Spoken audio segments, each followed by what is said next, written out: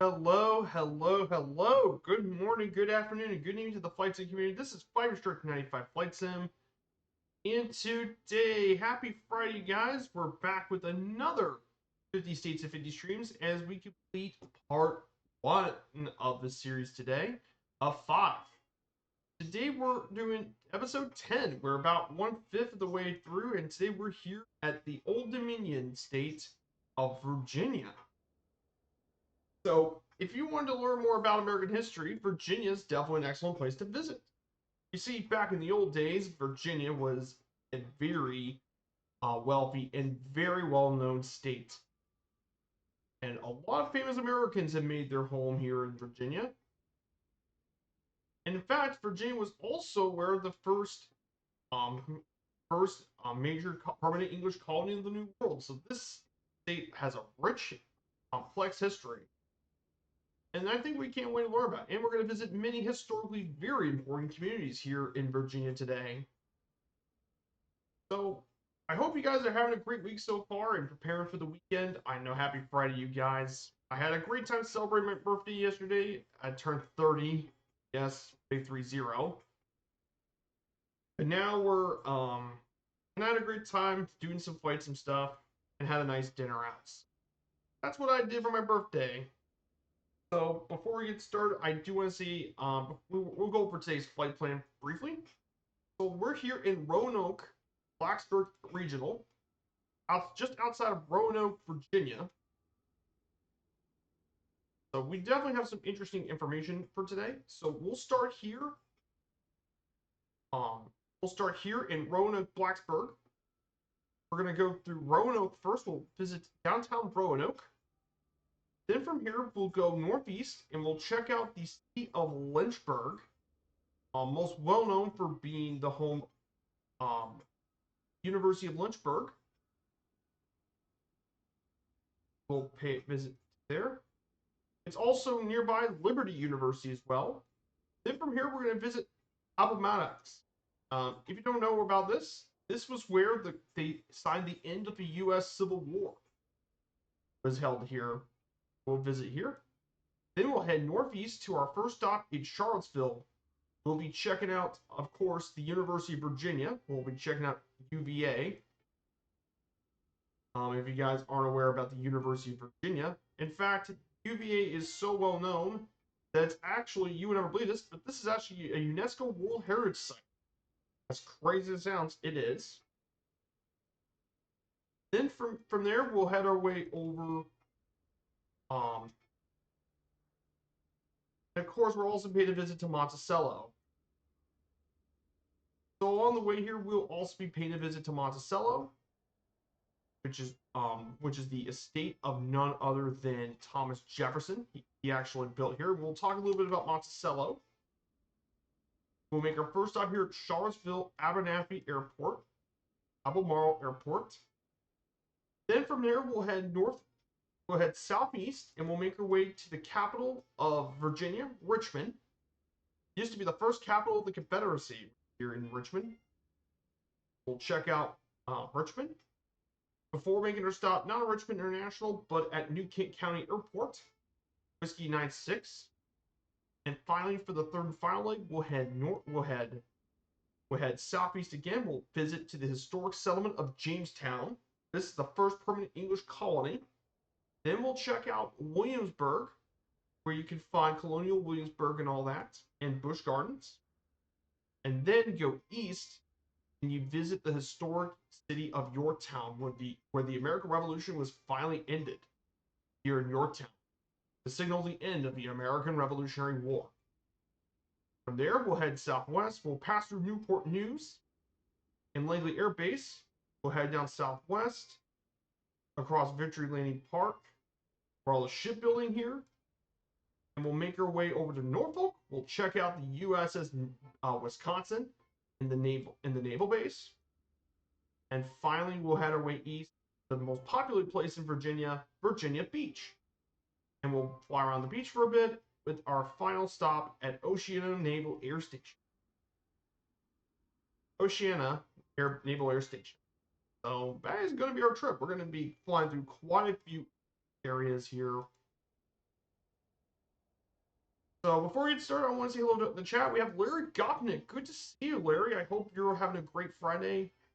Nice. Virginia's where most of your people came to the United States. Nice. Fantastic. Yeah, I wanted to visit Virginia for quite some time. For me and my family, I did suggest we go to Virginia one of these because, like I said, there's a lot of good places in that state to visit. We also have my trusty moderator, Super Type on. Good to see you, my dude, too. We'll fly the Cessna 172 today. First time we're going to take the Cessna for our around the world journey, for our 50 states journey here. Nice. Oh, wait. If you went to college, anywhere in college? Oh, I think I know. You went to Virginia Tech, didn't you? Because Blacksburg is not far west. Is Blacksburg. That's not far west. Or is that around the area? But it's not far from Virginia Tech. The Hokies. Oh, WNL. Okay. Okay, thank you.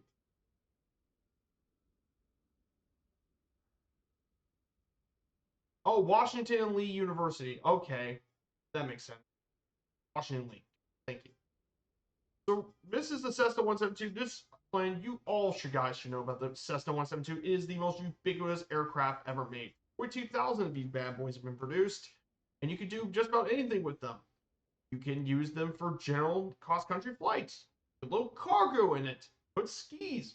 Put floats on this thing for amphibious ops. There's even kits to make this thing a stall plane if you even wanted it to with bigger engines and stuff. Like literally nothing. There's nothing you can't do with the Cessna 172. So the airport we're here today is actually in Roanoke, Blacksburg. Hey, Sleevis. Yeah. Good to see you, Sleevis. Good morning, my dude. This is Roanoke, Blacksburg, where we're going to be taking off here today. The main airport for the Roanoke metropolitan area. Last year, it had 684,000 people flew in and out of the airports, and it has a rich history dating back to World War I, when it was built post World War I in 1929, and the first airline service was in 1933, flying as a stop point between New York to Nashville. It became known as Woodrum Field in 1941, and that's one of the unofficial names for it. It has two runways, 6,800 feet on 0624 and 1634 at 5,800 feet. But it mainly does it's mainly used by a lot of low-cost airliners, including destinations to Orlando, Sanford, St. Petersburg, Sarasota, Charlotte, New York, Philadelphia, Atlanta, Chicago, and Washington, D.C., with the busiest route being Charlotte, North Carolina. It's a pretty cool little airport. It's a neat little airport, and I wanted to pick this one because it's got the beautiful scenery of the Appalachians. Hey, We Fly Dealer, good to see you, my dude. Welcome on in. But yeah, look at the scenery out here today. This is a pretty part of Virginia here. And that's one of the reasons I do like about Virginia is, like, Virginia has got really great scenery.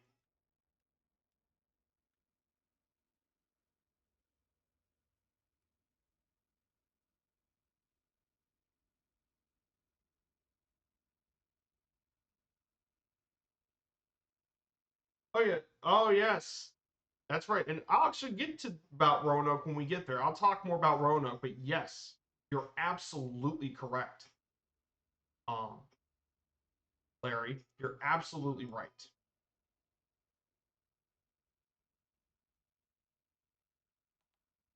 We'll absolutely get to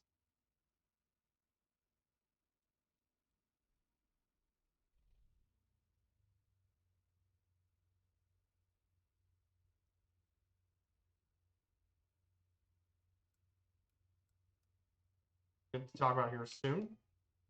Go ahead and get this bad boy taxi. In fact, we'll get to Roanoke in a bit once we get this plane taxi. But yes, Roanoke, Independent City here in Virginia. that. Its population is 100,000 people, which makes it the second most populous city in Virginia outside west of Richmond. But Roanoke's a really interesting city, as it was mainly been used a lot for the Norfolk and Western Railway, what really helped grow this city back in the 19th century, as it became a major nexus for the railway, as it makes it a corporate headquarters for railroad shops and all that. It originally started as Big Lick, but it became Roanoke within 2 years after the railway. It became a boomtown during this time between 1880 to 1890. It grew over 2,300%. Yeah, 2,300%. It exploded as a boomtown. It became Southwest Virginia's economic cultural hub. However, in 1982, the railway was moved out of the city, led to Roanoke becoming more of a service economy. And nowadays, healthcare industry has been the big part of Roanoke's economy. But of course, let's not forget Roanoke's most famous landmark, the Roanoke Star, which was actually an 88.5-foot illuminated star that sits on top of the mountain within the limits, so it's called the Star City of the South. It's what gives it its nickname. But there's other points of interest in the city, including Hotel Roanoke, a 330-room Tudor revival structure built by the Norfolk and Western Railway in 1882, the Tom Mann Museum of Art, designed by Randall Stout, the Farm Market, the oldest continuously open-air market in the state. And of course, location around the Blue Ridge Mountains also gives it a lot of outdoor recreation. So Roanoke, definitely a very cool city here in Western Virginia. So yeah, all this is within the Blue Ridge Mountain Range, the Blue Ridge. But that's why I wanted to pick Roanoke. I think it'd be beautiful.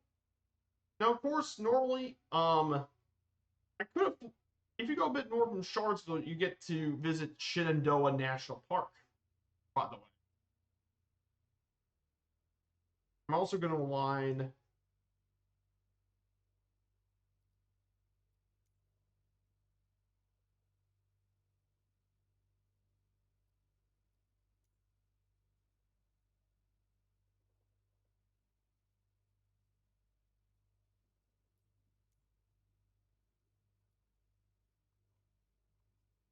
so our altitude for this trip is going to be 3,000 feet. Nothing super high.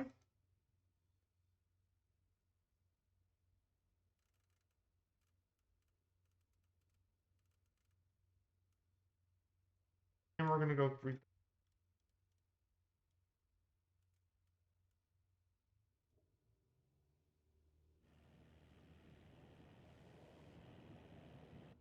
Yeah, what a beautiful place to take off here in Virginia. Good to see you guys. Great to have you guys here. So yes, we're about to get started on part 10 of this trip, 10 of 50. That's right, we're about 1/5 of the way done.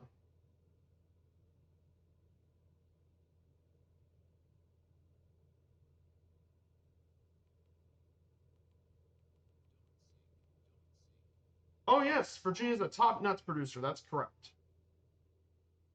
So here it is, guys. Roanoke. Look at the Blue Ridge Mountains in the background. Yeah, Virginia's a real pretty state. It's really pretty. Again, another state that's overlooked in natural scenery sometimes. I know everyone talks about some of the other states, but there's plenty of states up east. We're gonna fly over to Roanoke.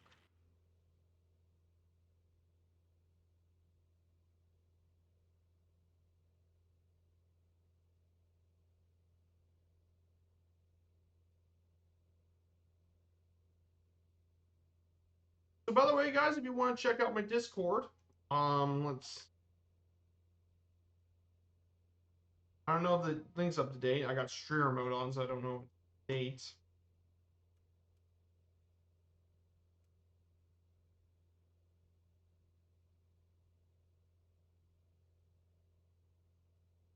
Here's Roanoke.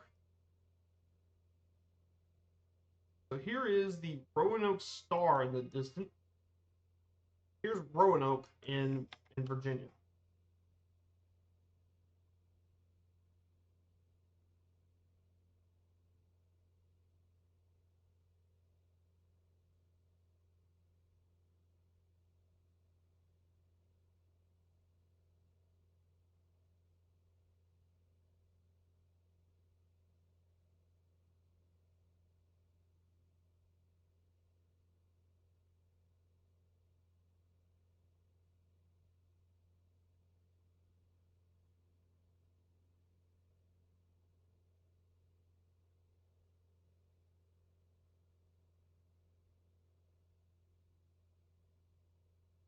You're more than welcome, Typhon. Thank you. Appreciate you giving him a shout out. If you guys don't know We Fly Daily, he's another really cool friend of the channel. He makes a lot of really great content on his channel. Definitely go ahead and check him out.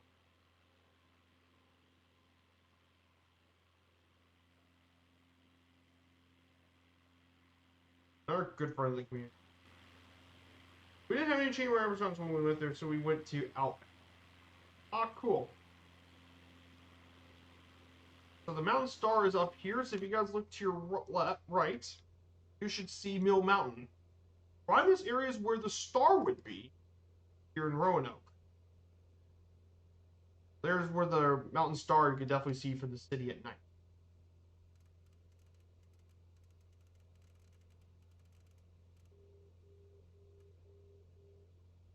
So let's go ahead and guys and talk a little bit about the Old Dominion state herself. That's right, we're going to talk about Virginia. Definitely historically been one of the most important states in U.S. history for obvious reasons. But Virginia's got a rich history. As you see, Virginia is known as the Commonwealth of Virginia, located in the Atlantic coast in the Appalachians. The state capital is Richmond, but its most populous city is actually Virginia Beach.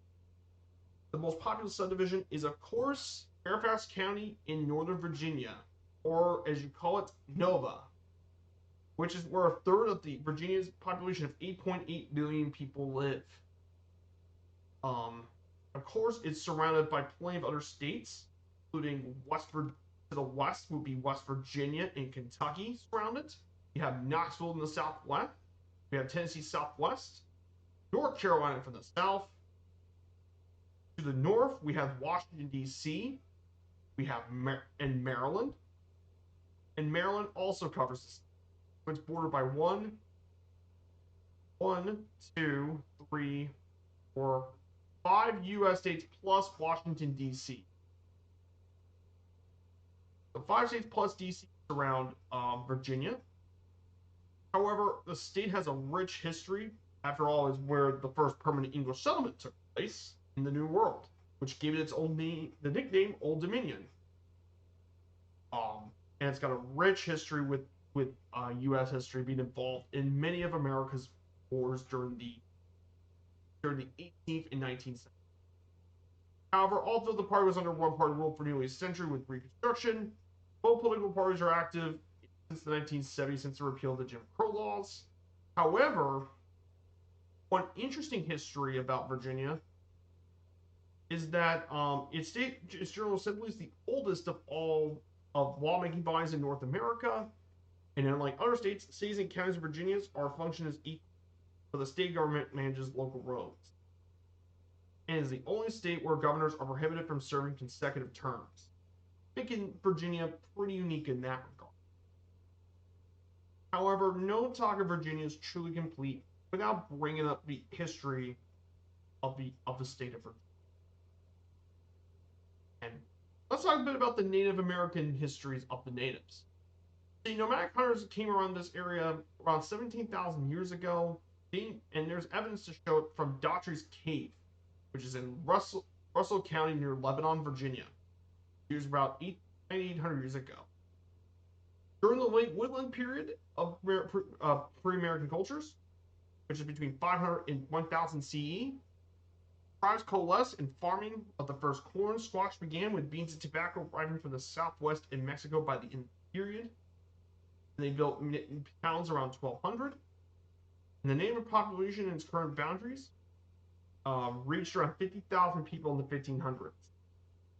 However, mainly the people that live in this area are mainly from the Algonquin tribe in the Tidewater region, the Iroquois-speaking Nottoway and Crayon tribes, the Leo in the west. In response to these threats from other groups, 30 or so Virginia Algonquin-speaking tribes consolidated in the 1570s under the tribal leader Wahan Seneca, or better known in English terms as Chief Powhatan, and he controlled more than 150 settlements that had a total population of 15,000 in 1607. However, three-fourths of the native population unfortunately died because of smallpox and other rural diseases. Because, again, native tribes at the time did not have immunity to the disease. And it absolutely destroyed a lot of their traditions, which are mostly oral based as a result. And they're complicating research, and that also complicates research into the earlier periods of Native America. In addition to this, main primary sources, including those that mention his daughter, Pocahontas, were actually created by the Europeans who held biases or misunderstood Native social structures and customs. So apparently there's some bit of interesting history with the Native tribes. Of course, that leads us to the history with the colonial history. And here's a bit of a background between it. There were several European expeditions that actually, including Spanish Jesuits, actually have explored the Chesapeake Bay. However, in order to counter the Spanish, England, who led by Queen Elizabeth at the time, Queen Elizabeth I, which you know her as one of the most important English monarchs of all time, he supported Walter Raleigh's expedition to the North Atlantic coast. And the name Virginia was actually used by Arthur Barlow to suggest her status as the Virgin Queen. Or the land has not been in touch. And they eventually make it 20 years later under King James I, make a colony for the Virginia Company of London, and it helped build the settlement as Jamestown in 1607.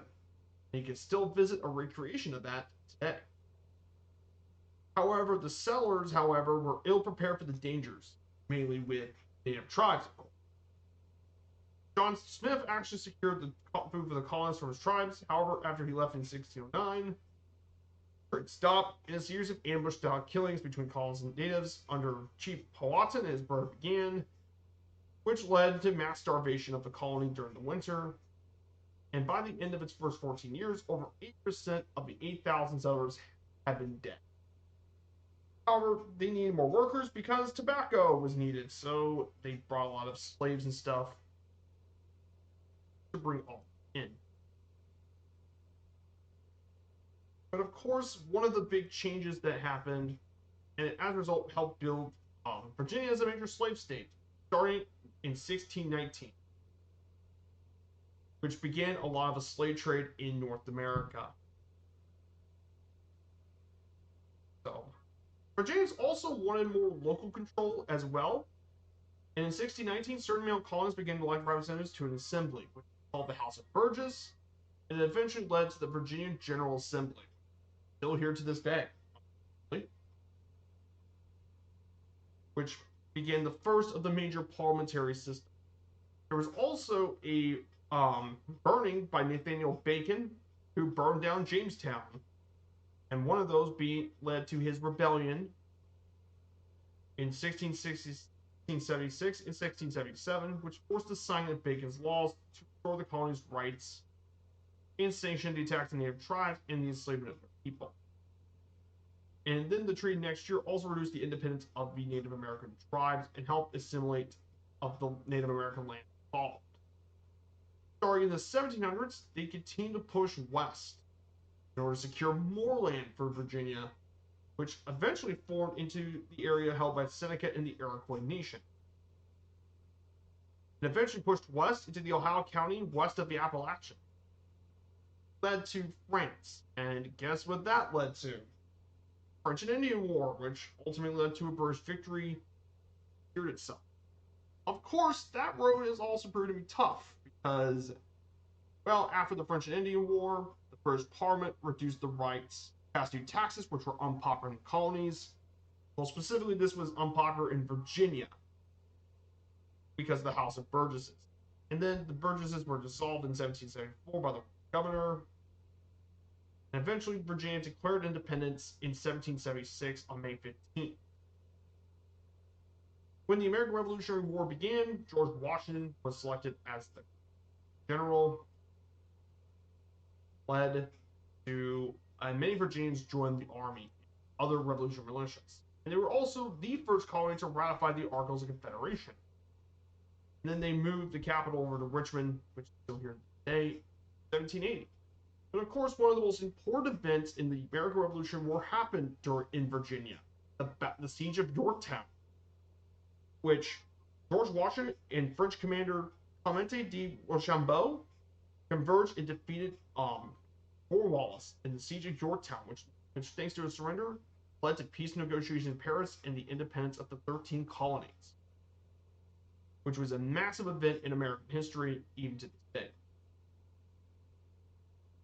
And of course, we get to the U.S. Constitution, which Virginia ratified it in 1888 to become the 10th state of the Union to ratify the American Constitution. However, one major event that got Virginia to have to sign the Constitution was the 3/5 Compromise. That was previously one of the big things that held the Constitution back in the day, was the 3/5 Compromise. It was mainly Virginia that ended up bringing them to it. And I know a lot of people are down on that, but back in the old days, they tried to represent between free states and enslaved states. They had to find a compromise, or else they don't get the Constitution passed, because all those represent the House of Representatives and the numbers. That had to happen.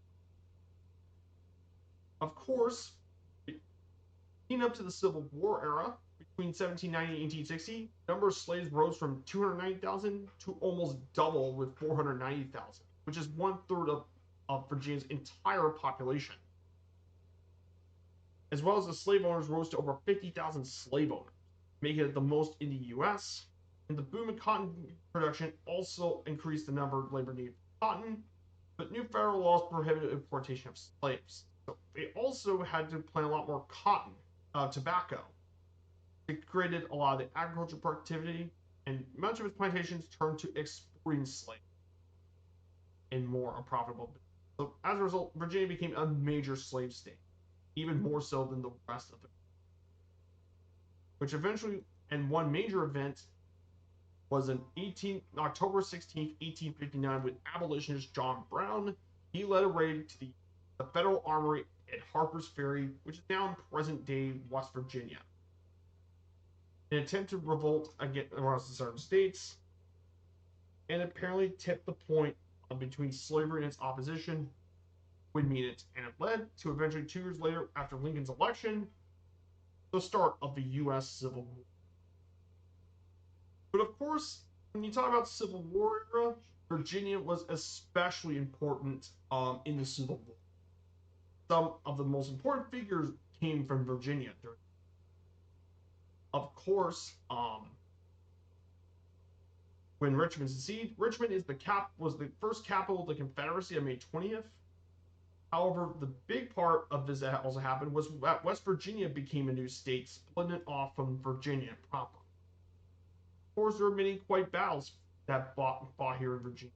The Battle of Bull Run in 1861 was when the armies of the Confederacies first met, to become the first major battle of the Civil War in Manassas, Virginia. And of course, there was also the Army of the Potomac, and landed on the Virginia Peninsula. And of course, you cannot forget about Robert E. Lee, the most well-known Confederate commander of the Confederates. Of course, more battles were fought in Virginia than anywhere else in the United States, so as a result, you can visit all sorts of battle sites here, including Fredericksburg, Chancellorsville, Spotsylvania, and of course, Appomattox Courthouse, which Robert E. Lee surrendered to end the U.S. Civil War on April 9th, 1865. Post-Civil War, it was returned to the States in 1870, And during the African post-war Reconstruction era, African Arabs were united in communities, particularly around Richmond, Danville, and Taiwan. But of course, once it ended, well, the white Democrats took back power, and basically it led to white supremacists taking seized political power, and they became controlled decade. They passed Jim Crow laws to segregate society, and even wrote their state constitution to include a poll tax. Disenfranchised most African Americans and poor whites. During that time, also,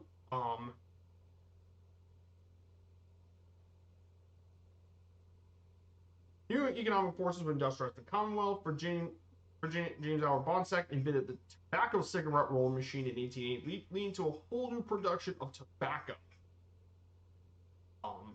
which led to a lot more tobacco growth. You also have railroad magnate Thomas Port Huntington founded the Newport Shipbuilding in 1886, which built a lot of the Navy warships between 1907 to 1923.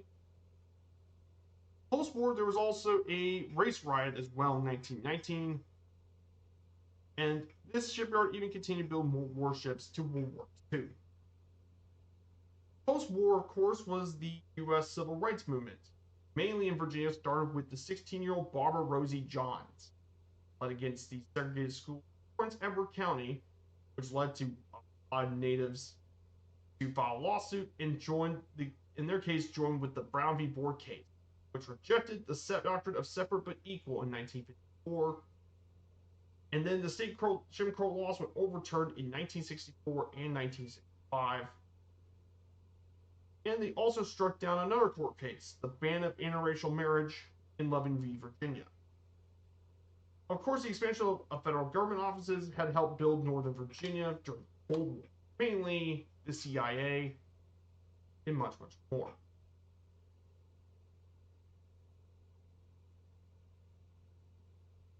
And that leads us to the history of Virginia as we know it. So that is Virginia's history, guys.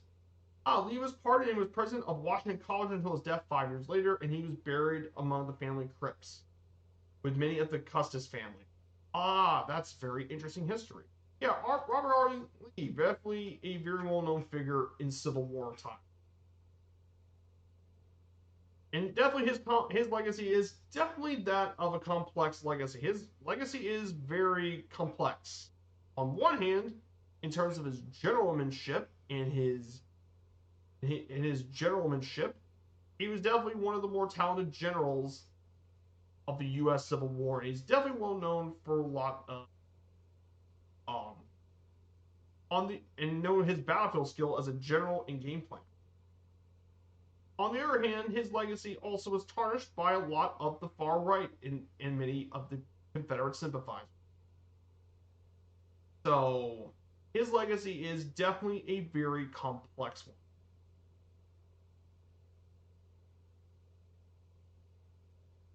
So to our right here is the city of Lynchburg, to our right. So this here is Lynchburg. To our right.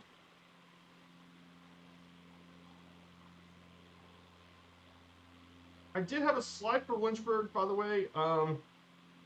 Here it is, Lynchburg. It is the city of Seven Hills. It's known for many universities such as Virginia University Lynchburg, Randolph College, and Liberty. And it was founded in 1786, post-American Revolutionary War. And it was mainly used. There's also a well-known plantation called Poplar Forest, which was another house that was made by Thomas Jefferson. And it was also a pretty important hub during the Civil War. They used it as a Confederate transportation hub and supply depot for the Confederates, before eventually becoming a railroad town. So that's what Lynchburg is. Let's go. Sorry about that. Like I said, the Virginia slide took a bit of a while to get going. No, he would definitely not like. I would definitely tell you that much. I don't think he would like veterans at all. Look, the thing about Robert E. Lee, that some people don't realize is that he didn't even want to become a Confederate initially. He actually opposed slavery from a philosophical perspective. However, he did also support its legality because he believed in that. And he chose to follow his home state, however, despite his desire to remain intact. And he was even offered to be a senior Union command officer. He chose to fight for his home state. Like I said, it's complex. Robert E. Lee, his legacy is very complex. That's that's why you gotta be careful with some of these generalizations sometimes. You gotta study them a bit closer.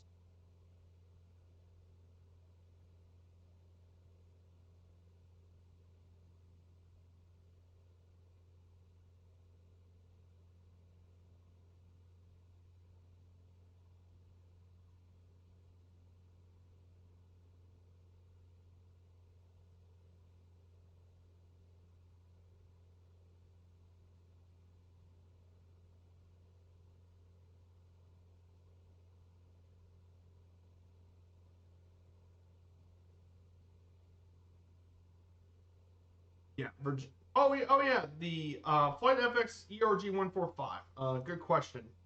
I didn't really watch Mer's stream yesterday, but see the ERJ-145 definitely is a very interesting plane to bring into the sim. I know they're working on their P180, which is available for MSFS 2024. But that's definitely be interesting to get an ERJ into the sim, especially one of those regional jets. I know we didn't get a good CRJ, so I guess the ERJ definitely would be a cool fit. Oh, I didn't really pay too much attention with the streams. I know I've been working on the notes for my national park series, so I do apologize. However, there was also the development stream Wednesday, and they're definitely working on trying to fix things. Well, they're doing as much as they can to start fixing all of it. But some of the things they mentioned was the launch reflections and challenges with testing and all that. And now they're working on planning a year-long alpha beta testing phase for greater stability, which is good. I think more testing can always be good. They're also releasing 4 sim updates annually, so we're going to get one very soon this month, and then we're going to get the next one for April. They're working on trying to get a lot more optimizations for VR and for RAM VRAM optimizations. Server-side updates is pretty big. And aircraft streaming stuff. Xbox performance issues is something they noted. Rolling cache and downloadable content. ATC nav improvements and more. But I know they're working hard. It's just, like I said, a lot of things are just going on.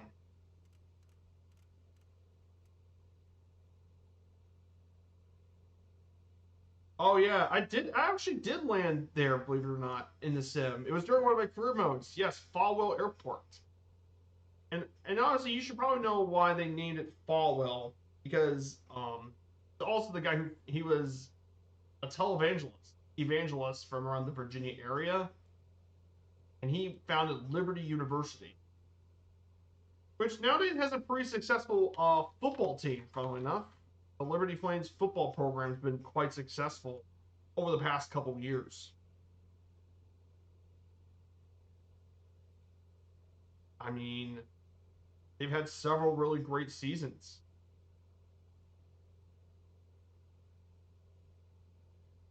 They even won. They even went to a New York Six Bowl in 23. Unfortunately, they got destroyed by Oregon, but they've been quite successful over the past couple of years. Went through a couple of bowl games, such. So they haven't been super successful too much, but they've been pretty good. Oh yes, I've also been to Ingalls too.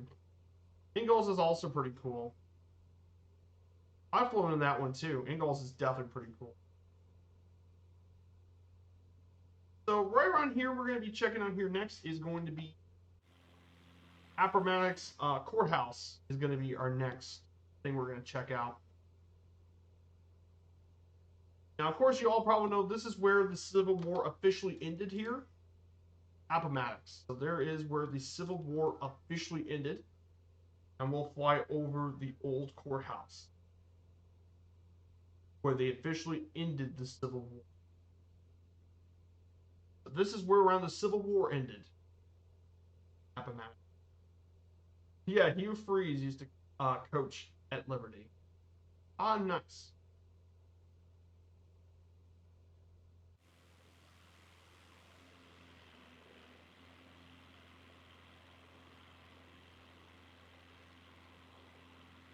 Um,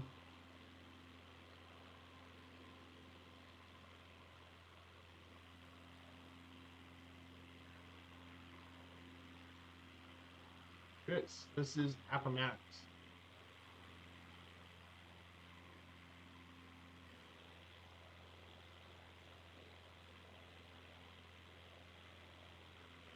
So all you Civil War buffs, this is definitely Virginia is definitely a place you want to go if you're a Civil War buff, because they got lots of battles here, and some of the most important ones of the war were find this here.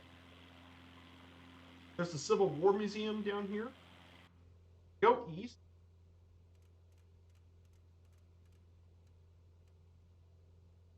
There is the courthouse and stuff down below.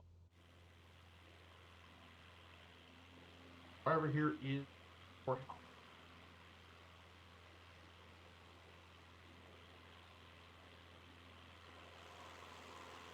That is where the Civil War has officially ended, right here in this National Historic Park. Now, of course, in terms of national parks and stuff, Virginia does have a national park, and we'll be visiting there during our 50 National Park series, Shenandoah. So stay tuned for that when that comes.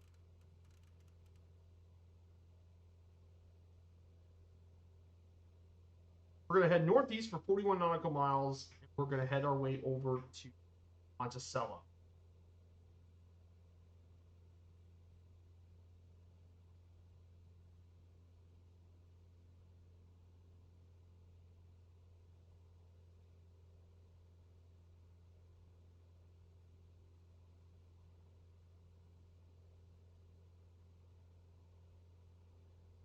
Let's talk a little bit about the next thing about geography, because Virginia's definitely got some really cool geography to talk about.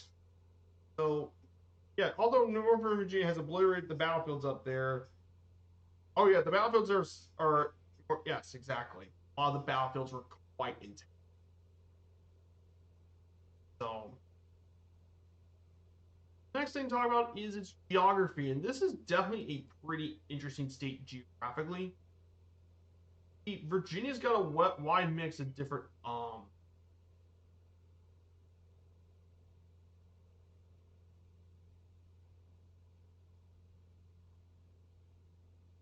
it's definitely got a really interesting geography. Um, it is located in the Mid-Atlantic regions. It's the fifth largest state by area. Um, and it's defined in 65 is the southern border defined. However, its western border was defined post when West Virginia split. But definitely one of the biggest things about Virginia is its terrain. You see,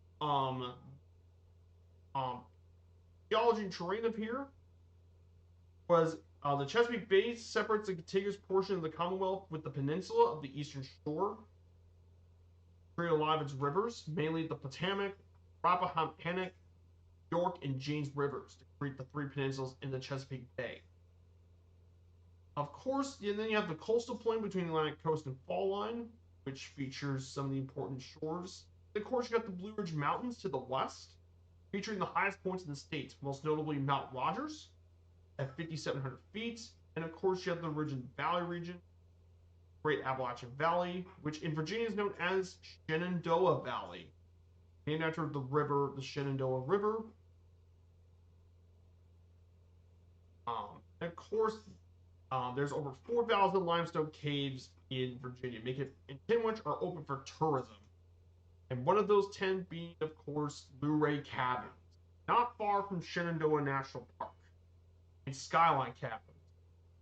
You also have the natural bridge, which was actually a roof of a collapsed cave, and more. So as a result, Virginia has a really unique diversity. Got a little bit of everything: mountains, valleys, coast. Got a little bit of everything here in Virginia. Really cool state for geography. Oh, cool, Mount Rogers. Nice.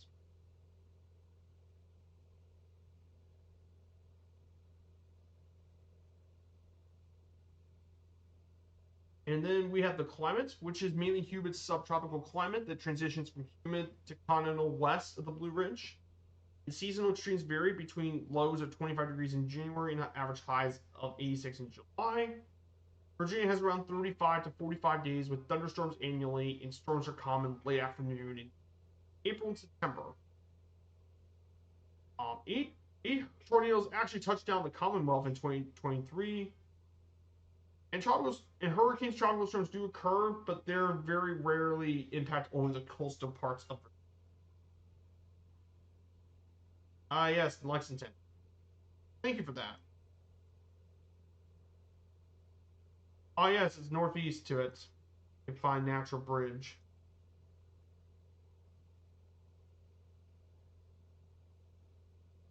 Thank you for that. And of course, tying to its geography and stuff, I do want to talk a little bit about its ecosystem. Because Virginia is 62% forest cover, and many of the trees are deciduous and broadleaf. However, in the more western parts, oak and hickory are most common, while lower altitudes have small strands of hemlocks and moss. However, in the old days, there used to be a lot more chestnut trees of the American chestnut. However, there was a chestnut blight that happened because of an east fungus that was native to East Asia and was introduced in the 1900s. Both the numbers of both oaks and especially the chestnut tree, leaving more room for hickory, and then of course the invasive tree of heaven species. Other common trees in there include the Atlantic white cedar, poplar, tulip poplars, and the flowering dogwood, which is the state tree and flower of the state. In terms of mammal species, you can find one of the 75 mammal species being the white-tailed deer, over 1 million. You also have black bears, which is around 5 to 6,000 black bears, as well as other species: bobcats, coyotes, gray and red wolves, raccoons, weasels, and skunks. Virginia is also home to the only marsupial native to the United States, the Virginia opossum, only marsupial native to the U.S. and Canada. So yes, they may look like a rodent, but in reality, they're more related to kangaroos and wombats. There's also 400 bird species, including broad-winged hawks, barred owls, and the state bird, the cardinal. And there's quite a lot of fish species too. Yes, Virginia is a very rich with ecosystems and all that. And for definitely a really cool state with a rich history. My favorite county is Botanic. Yeah, Botanic. It's French. Anything with that sort of stuff is probably French. Probably why it's got that name. We'll continue on northeast and we'll make our way over to Charlottesville. Approaching here pretty shortly for our first stop here in Charlottesville.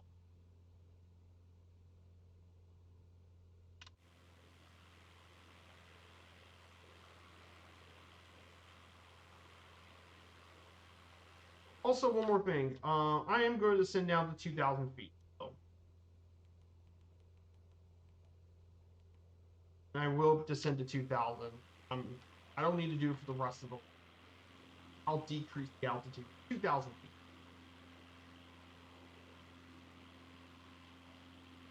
We're nearly done with leg number 1. Get to talking about the rest. Yeah, Virginia, really cool state with a lot of history.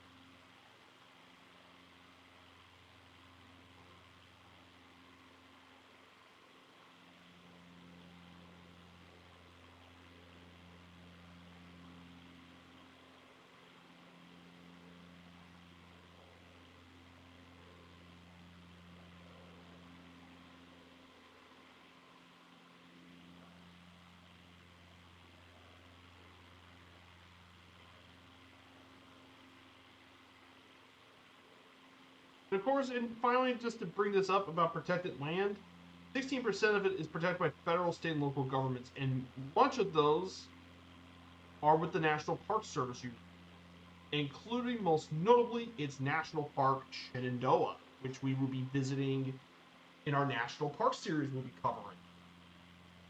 The Shenandoah, which is around 199,000 acres. And we'll talk about Shenandoah National Park, because it's definitely a really cool park. One of the two major national parks that opened back in the 30s that were east of the Mississippi around that time. The other time, in fact, Shenandoah was actually opened before. It was actually happened just around the same time as the Great Smoky Mountains did, for the two big national parks that were open for east of the Mississippi.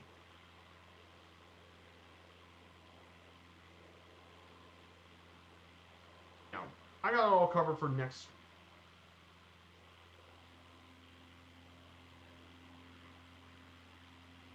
Let's go ahead and talk about Charlottesville, since we're getting to be pretty close. Charlottesville, Virginia. Charlottesville is a very historically important city.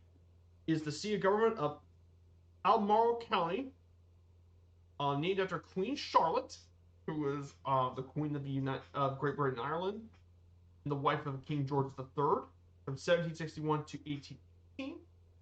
But of course, Charlottesville is most famous for being the home of two U.S. presidents, being Thomas Jefferson, one of America's founding fathers, and James Monroe, who was the fifth president and the namesake of the Monroe Doctrine. And during their terms as governors of Virginia, they actually lived in Charlottesville and traveled to and from Richmond on the Three Notch Road. And 26 miles northeast is actually Orange, Virginia, home to President James Madison, one of the other founding fathers. Of course, the city is most well famous and known for being the home of the University of Virginia, PA, in the southwest border. You can also find his plantation, Monticello, which is 3 miles southeast, and it's, believe it or not, those two are actually both UNESCO World Heritage Sites, as crazy as it sounds. But yes, a college university is a UNESCO World Heritage, but Charlottesville's got a long history, both with the American Revolution,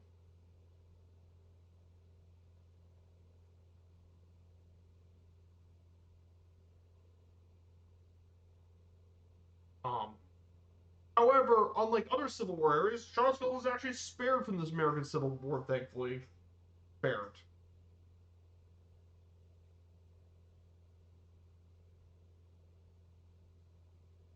But mainly Charlottesville was most well known for being,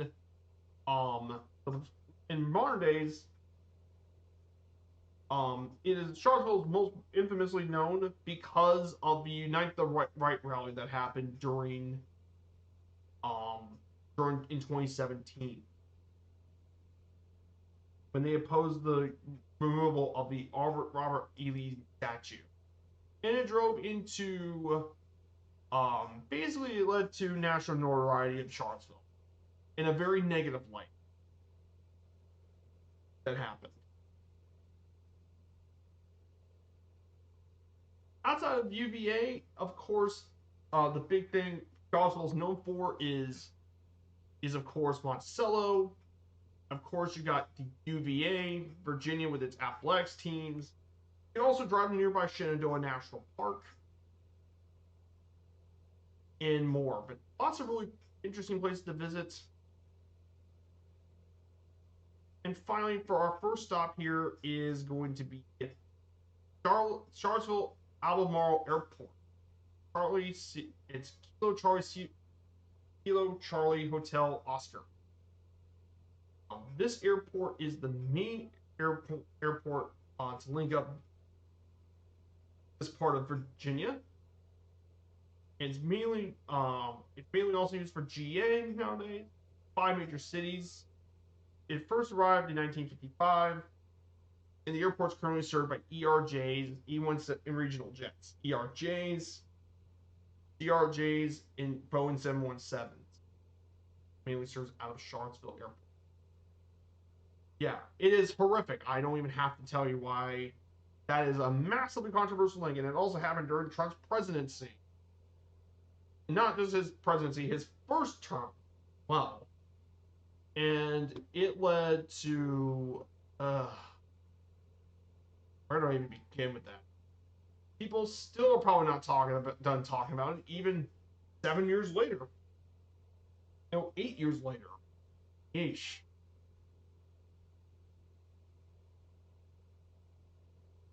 I don't want to talk too much about, but yeah, that is the thing that got shot into the news in a very negative way. I mean, it was bad enough when even the United Nations has to give a response to it. You know it's bad.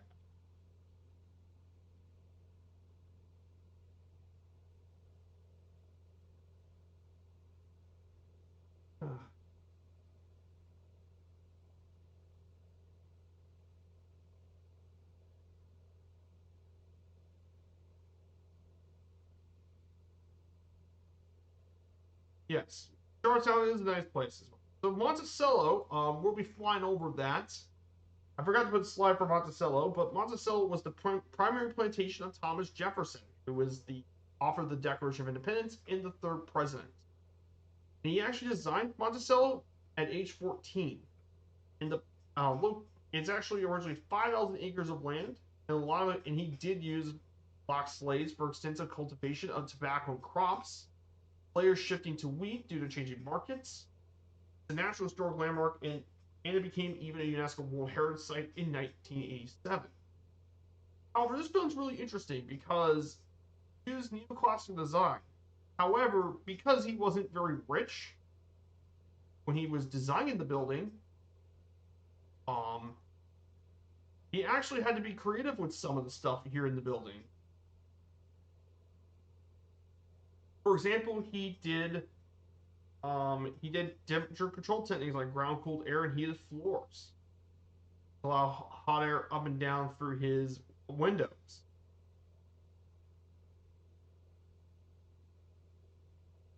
Of course, he also built a lot of the stuff with marble, but in reality, he built it with a lot of brick. But it's definitely a really interesting place to learn more about the history of Monticello. And it was built in 1772. But it featured numerous buildings like a nailery, slave quarters, gardens, and experiments in plant breeding, cabins, and definitely a really interesting place. And we'll definitely fly over it briefly. We will find Monticello and we'll take a picture of that. Ah, Foxfield. Ah, cool. Yeah, horse racing is pretty cool. And then right next to it is the University of Virginia, UVA, founded in 1819 by Jefferson himself. He also founded UVA, one of the premier academic institutions in the country. And its original board of governors were also 3 U.S. presidents, too. But UVA has played a major role in academic disciplines, including economics, law, literary art, and more. And it's among the most selective public universities in the country, as well as the largest endowment, and it's known for his historic foundation, student-run honor code, and secret societies. Of course, you all know their collegiate programs are known as the Cavaliers, play in the Atlantic Coast Conference, and they lead the ACC and team championships for men's sports. Been very successful both academically and athletically. Particularly, the most prestigious program is their men's lacrosse teams, winning 18 championships. But their most well-known programs are NCAA basketball, men's basketball, lacrosse, and tennis are the most well-known sports. Especially their most well-known being their basketball program. I know a lot of people on TV know about Virginia basketball. Um, and they had many famous players play their basketball programs, particularly those of some of the most famous alumni, most notably Ralph Sampson. was one of the most feared basketball players of his time. Ralph Sampson, absolute beast of basketball. And what was funny about UVA's championship in 2019 was the fact they won it. They won it just a season after they got lost to a 16 seed. Yeah. Of course, while their basketball program is pretty good, football historically has not been great. Sadly, football has not reached the same success as basketball, obviously.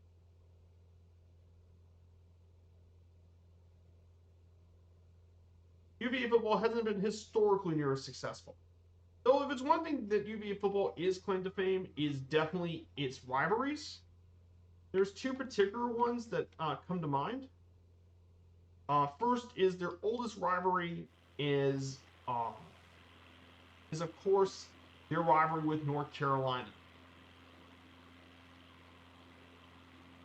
Um, it's known as the South's oldest rivalry, dating back to 1890. It is a very old rivalry, and they played every year since 1919, but they originally played in 1895 in the by far the longest series in C. And that's because they used to be the best teams in the South during the early days. So nowadays, North Carolina leads the season. And then the other one's their in-state rivalry, a pretty nasty one, the Commonwealth Cup, Virginia Tech, very well-known rivalry for UV. But nowadays, things just haven't been reaching the same success for the Virginia football. Yeah, that program has seen much better days.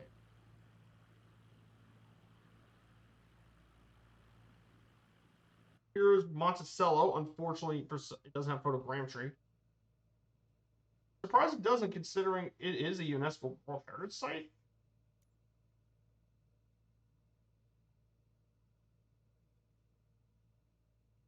Let's move forward.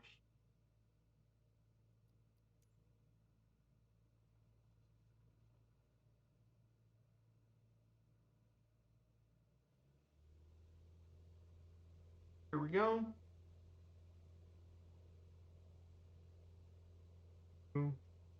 Charlottesville.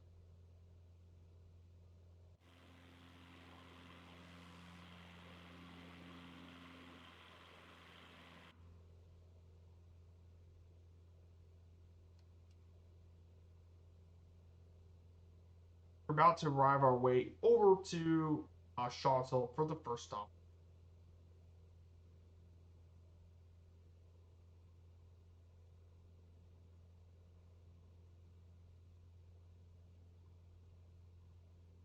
Here's downtown Charlottesville.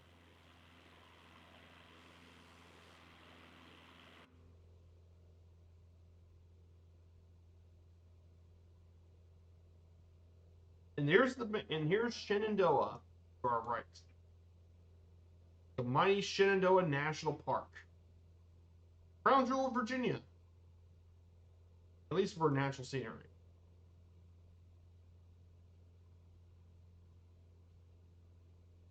Oh, and finally, in terms of Virginia football players, as well for UVA, their most well-known football players, at least they play in professionally. Their most recent is Hall of Famer Rondé Barber, who just got inducted in 2020. Oh yeah, and speaking of the Pro Football Hall of Fame, so here it is, UVA, Virginia. Here's the rotunda. Oh yeah, the rotunda's actually in the sim, so I'm gonna go ahead and take a photograph of the rotunda. By the way, that's actually a landmark here in the sim. I didn't know about that. I didn't know about that. So there's the rotunda. There's the famous building here.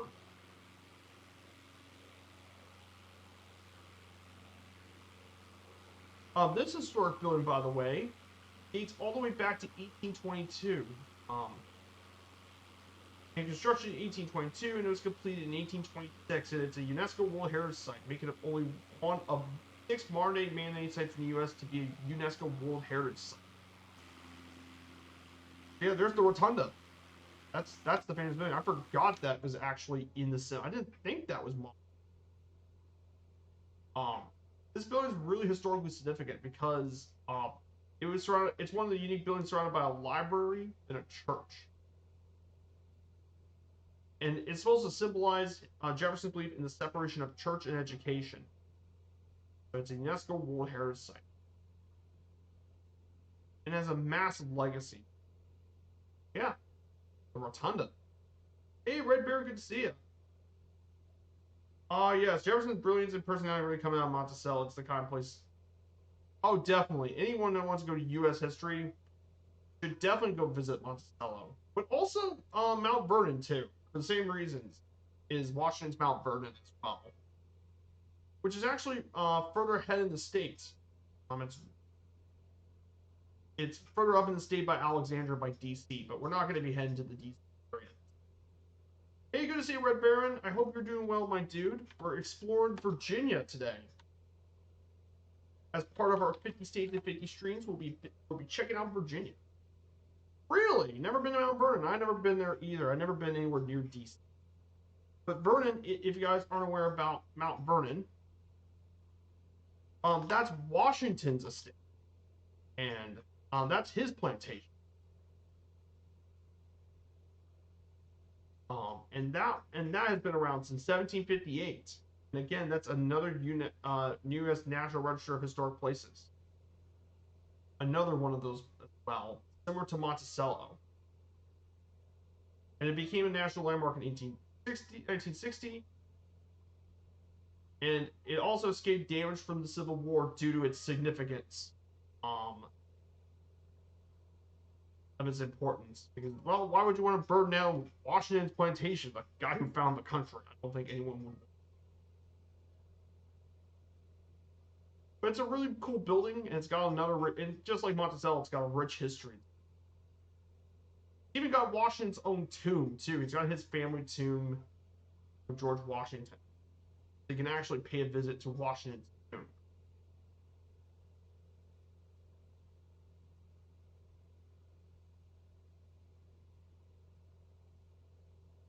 So yeah, I mean, if Monticello could be a UNESCO World Heritage Site, what's stopping Vernon from doing the same thing? And trust me, Washington was a big part of America's independence movement. It was a big part of America's very big thing. Oh, nice. Good to have your PC back online, Red Baron. Good to see you. That's great to hear, Red Baron. That's really nice to hear. Here we go, guys. Our first stop here today, our first landing of the day here in Charlottesville, Virginia. Home of UVA and Monticello. Jefferson's estate.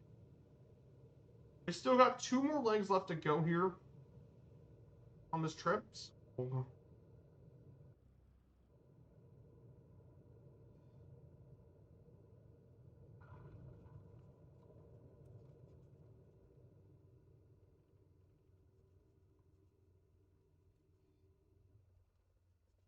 yep, had a great birthday yesterday, Red Barons. Here for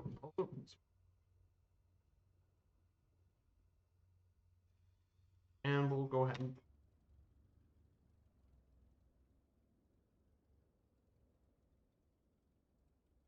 we'll wait here for a bit if anyone wants to join in. Of course, if you go to your northwest, here is Shenandoah National Park in the background. Beautiful Shenandoah. And of course, one of the big things that you will definitely want to check out in the national park is absolutely the Skyline Drive, which runs through the entire park. And I think when I do this flight plan for it, I'm going to definitely incorporate the Skyline Drive.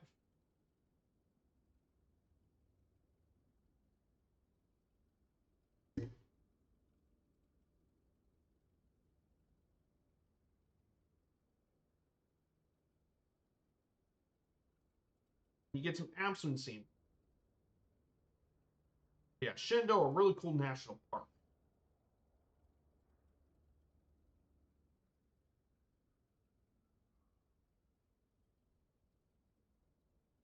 Oh yeah, definitely pretty cool. It's a pretty cool little park. I can give you a link for Shenandoah. Oh yeah, and I worked an entire document of national park stuff too, my own for my parents.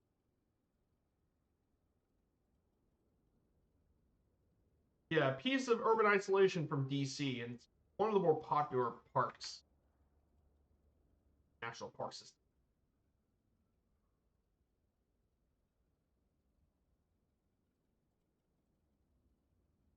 So currently, if you guys want to know what I've been working on since then, I've been working on finishing. I got 2 more national parks complete. I'm currently working on White Sands National Park in New Mexico, which has actually been surrounded by the White Sands Missile Range. Yeah, pretty interesting. But I, I finished previously with the notes with Indiana Dunes, which you'd be surprised, Indiana Dunes, despite being a pretty small park of 15,000 acres, is the 4th most biodiverse national park. Yes, Indiana's national park is biodiverse. Who knew?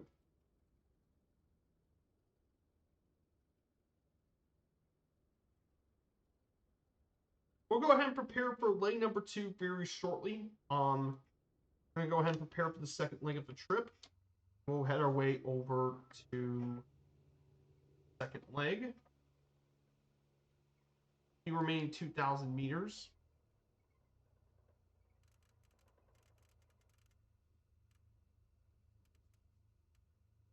And we'll make our way up.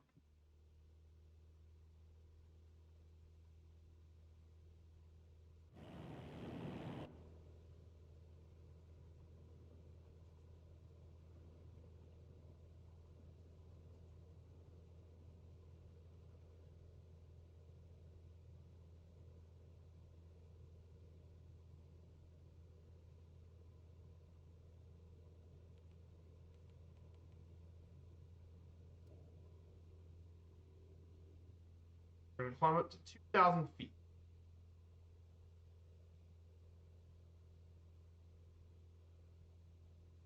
So, we're gonna go ahead and make our way down to Richmond, guys. So we're gonna head to the state capital next, Richmond. So we're gonna head down over to here. That will be another 59 nautical miles down to Richmond, Virginia.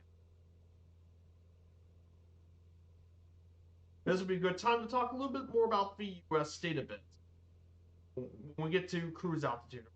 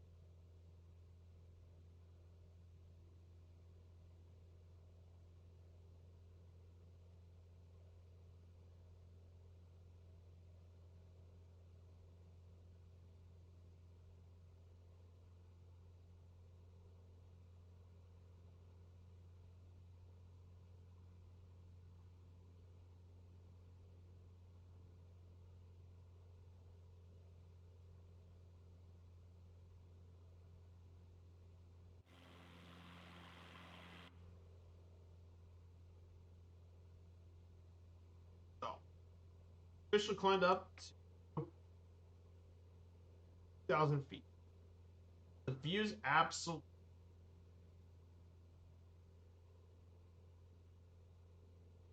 What an absolute gorgeous view of the mountains. So, of course, guys, if you're well aware about our streams this week, we were returning back Sunday for our trip to the Empire State. I'm planning on taking the Beechcraft Bonanza for this next leg. We'll take the Beechcraft Bonanza and we'll fly our way down.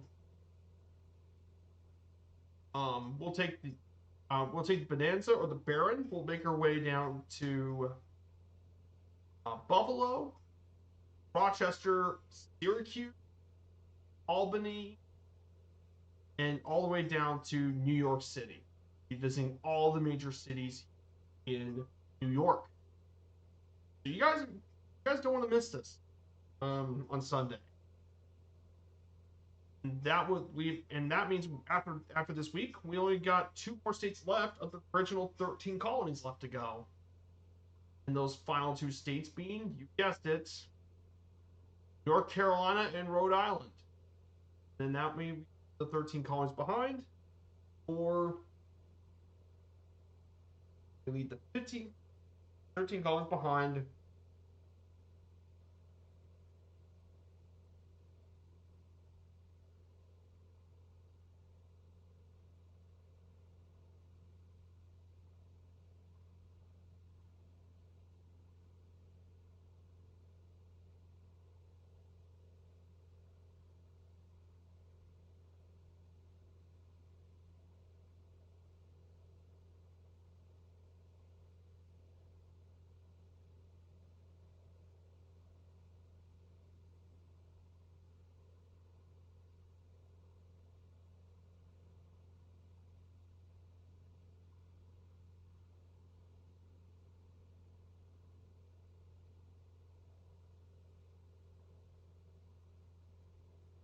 Let's go ahead and put some of the.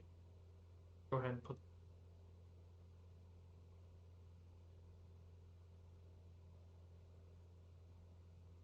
We're continuing on east for our way to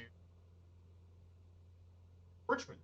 So, talking about some important information about Virginia, I want to bring a mention to its economic status. So, economically wise, Virginia is a very diverse economy, both local and federally. Its per capita income is $68,000 in 2022, and the 654 billion US dollars GDP, which is 13th highest among all US states. So, it's within the top 15. It also has one of the lowest unemployment rates at around 3%, which is the 6th lowest nationwide. And Virginia is a very strong state for business, as it's the top states, with the only cost being its high cost of business living. However, it is a great place to start business. As a result, and of course, most of the people who are employed here in Virginia are mainly government agencies. Government agencies play a big part in Virginia's economy, as they employ around 714,000 Virginians, which is about 17% of all employees in the state. And it's the second highest for federal procurement money after California. And again, that makes sense considering, well, 1/3 of all Virginians live in Nova, Northern Virginia, and that also includes not being far from, you guessed it, the nation's capital, Washington, D.C. So this wouldn't be that surprising. A lot of it is defense's Department of Defense, working in the Pentagon, or one of the 27 military bases in the state. And there are a lot of them, including Andrews Air Base, Andrews.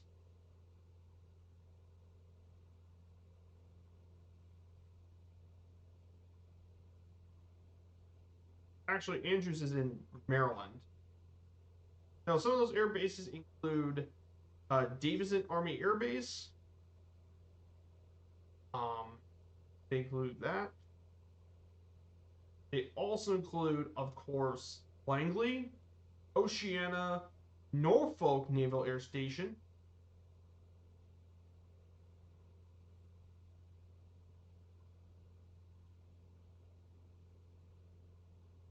and more. Lots of military air facilities here in the state. Of course, Virginia has got a lot of business technology stuff. Largest companies being Freddie Mac, Boeing, RTS Corp, and Capital One are the biggest businesses here in the state. Of course, historically, its big economy thing was agriculture. Still occupies 30% of the land here in Virginia with 7.7 million acres. Farmland, with nearly 54,000 Virginians at work at the 41,000 farms. Mainly, the most profitable crop is soybeans. Other agricultural products include corn, cut flowers, and tobacco, where the state ranks third in production. It's also the third largest producer of seafood, mainly with sea scallops, oysters, Chesapeake blue crabs, menhaden, and hard-shell clams. Um, as the largest seafood harvest. And its top exporters are France, Canada, New Zealand, and Hong Kong. It's also among the largest in terms of wine harvest in the eastern United States, and it has the seventh highest amount of wineries. Yes, historically, tobacco was the big.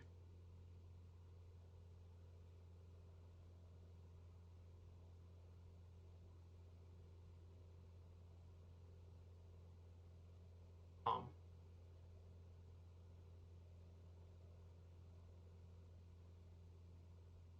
and tobacco's got a long history with the state of Virginia, but even more so with North Carolina, and we'll talk about that. But they grew a lot of tobacco.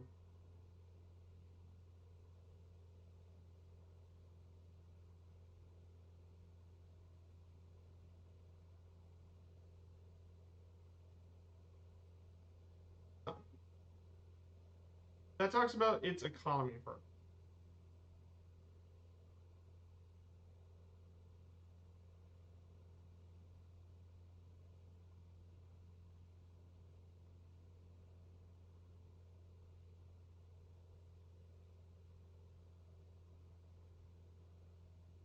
So guys, I hope you're having a good stream. I hope you're learning plenty of new information about the U.S. state of Virginia. If you guys are enjoying the channel, want to support the channels, or enjoying this, smash the follow button. We're streaming here 3 days a week, Wednesdays, Fridays, and Sundays here on Twitch.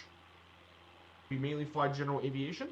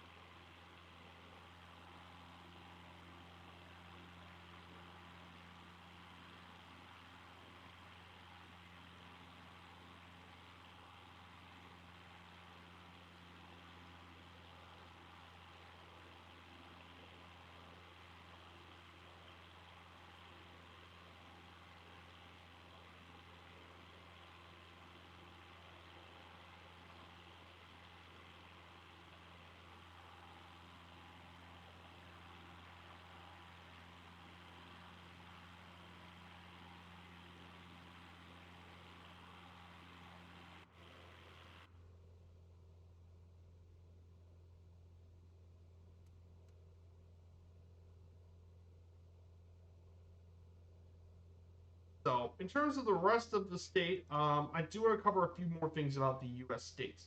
In terms of culture, modern Virginia culture sources from the southern United States. And there's 9 cultural regions here in the state of Virginia. Those being Eastern Shore, which contains the most region. Then you have the Hampton Roads region, which contains that of Norfolk, Newport News, Virginia Beach, Chesapeake Bay to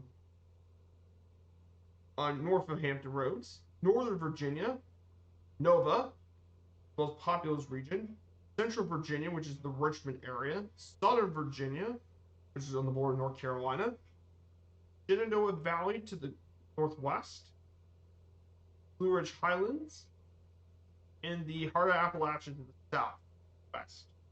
There's 9 different regions here in. Besides the general cuisine in the southern United States, Virginians have their own proud traditions. There's 2 pretty big ones here that are proud to have traditions. Most notably is their ham.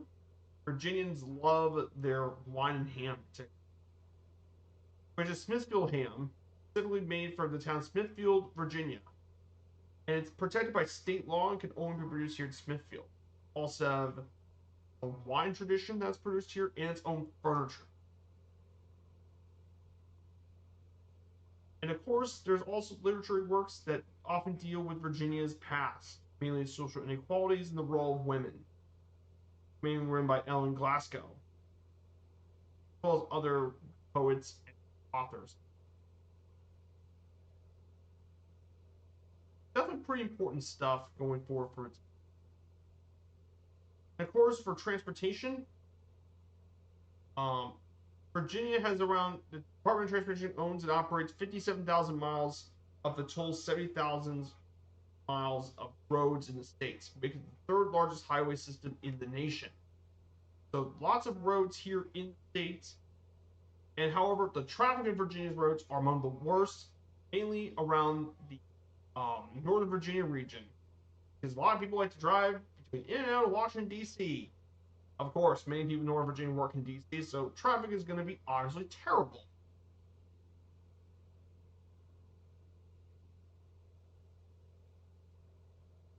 Its average commute is 28 minutes because of it. 3.4% of Virginians commute on public transport, with 171 million transport trips. Mainly were done in the Washington metro. Virginia also has Amtrak pass service on several corridors into many Virginian cities. However, most of it has been mainly for freight. And finally, the state has 5 major airports. Dulles International Reagan in Northern Virginia, which connects the D.C. area. Richmond International for Richmond. Then you have Newport News Williamsburg airports. Finally, Norfolk International in Norfolk. Several other airports offer limited service, and 66 public airports serve the state's aviation needs. So that's definitely something to note. And of course, for sports. Sports are another thing here as well for the state.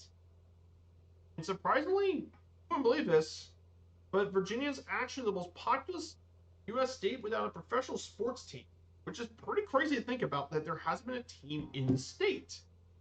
I think it's something to have to do with the fact that there's no dominant city within the states.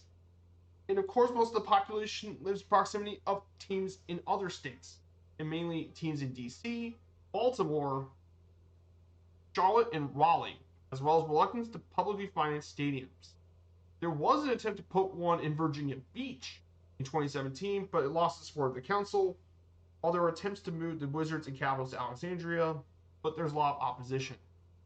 As a result, no major league sports teams play in Virginia. They do have minor league sports teams, and those are quite common, mainly with minor league baseball and hockey. But of course, the big one is college sports. Particularly, there are 2 main universities in there. The 2 big, most popular universities are UVA and its rival, Virginia Tech. I talked a little bit about Virginia, but Virginia Tech actually represents the Virginia Polytechnic Institute and State University, called Virginia Tech. And that's pretty recent, 1872.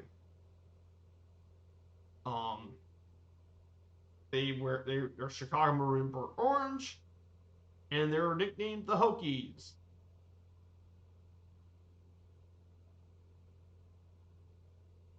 But of course, Virginia Tech was actually started as a grant military college.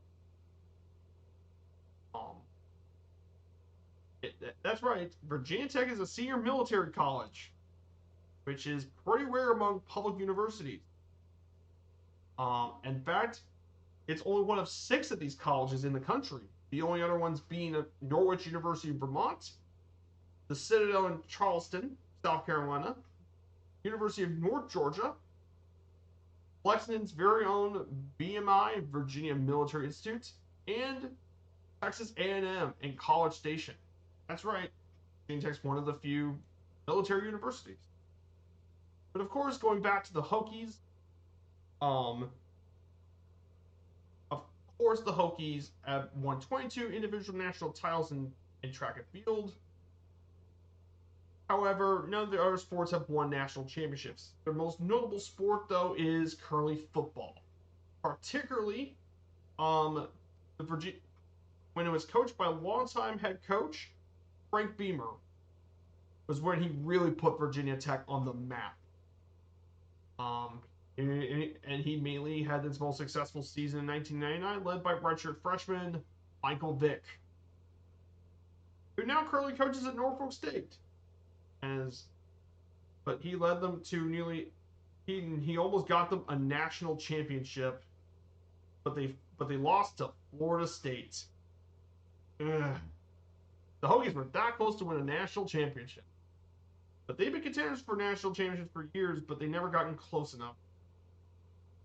Nowadays, the Hokies are coached by Brett Pry, but they're not doing nearly as good, sadly. But Virginia Tech football still got some great players, including Bruce Smith, legendary defensive end Bruce Smith, Michael Vick, Cornell Brown, and a few others. But Virginia Tech's got a long, long history, and of course, their rivalry with Virginia is a very intense one in the state. Outside of that, there are other programs that are very successful. The VCU Rams here in Richmond, which were most well known for being coached by Shaka Smart, the Old Dominion Monarchs in Norfolk, James Madison Dukes were very successful in football. That's where Kurt Singetti got from Indiana from. Plenty of other conferences. College sports are a big deal here in the States. Don't keep that in mind.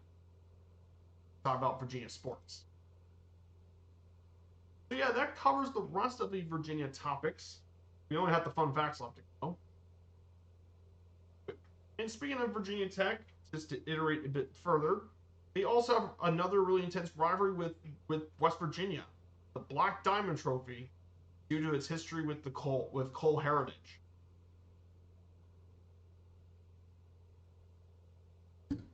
He also got ones with Miami, Georgia Tech,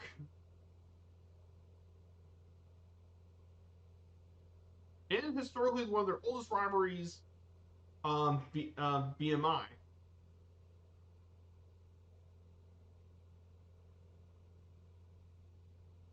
Yeah, pretty important.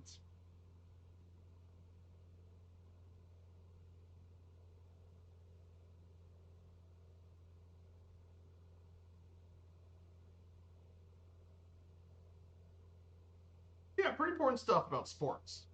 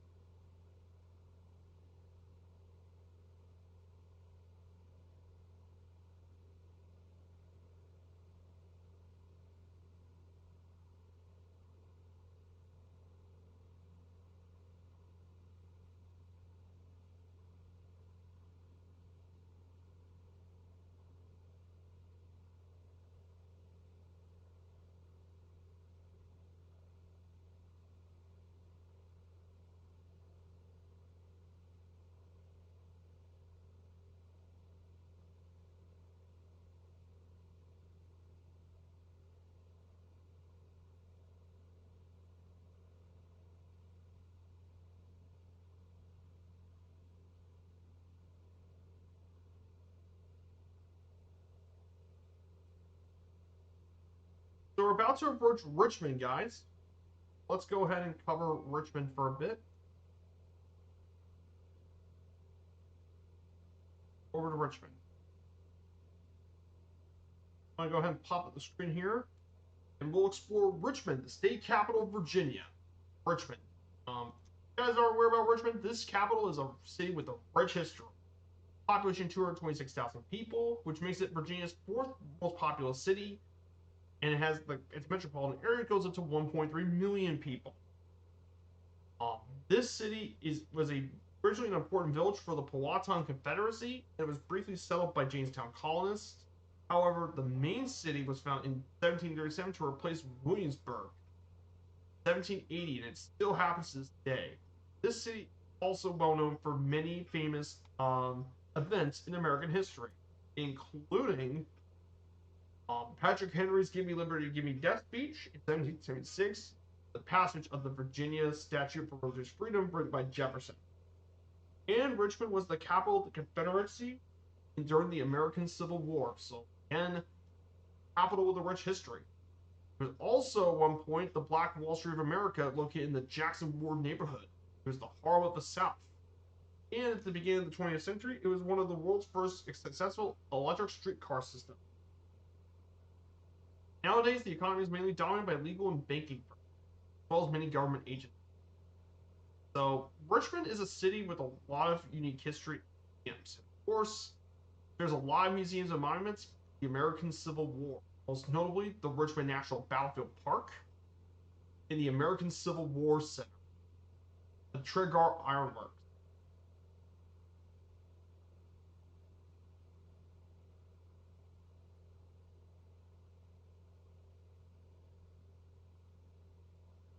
And of course, you also find other famous buildings, including the Museum of the Confederacy and the Davis Mansion, known as the Confederate White House. It can also be found here too. Lots of stuff for Virginia. There's also St. John's Church, Edgar Allan Poe Museum, the John Marshall House, and the Hollywood Cemetery, where 2 U.S. presidents and many Civil War officer soldiers were buried.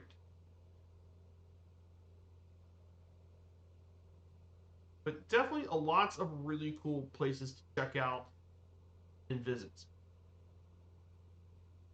So, yeah, if you ever get a chance to ever go to Virginia, definitely check out Richmond. Of course, we'll fly over Richmond Raceway further ahead. Find the old raceway home to the Richmond's to NASCAR events. They host the Richmond Motor Speedway.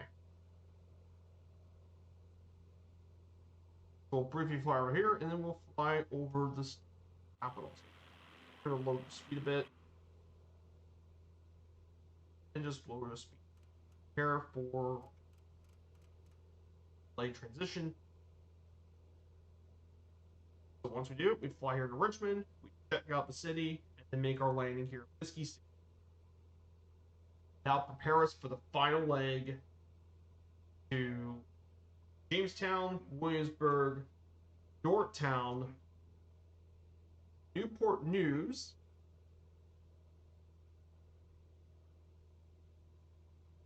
Newport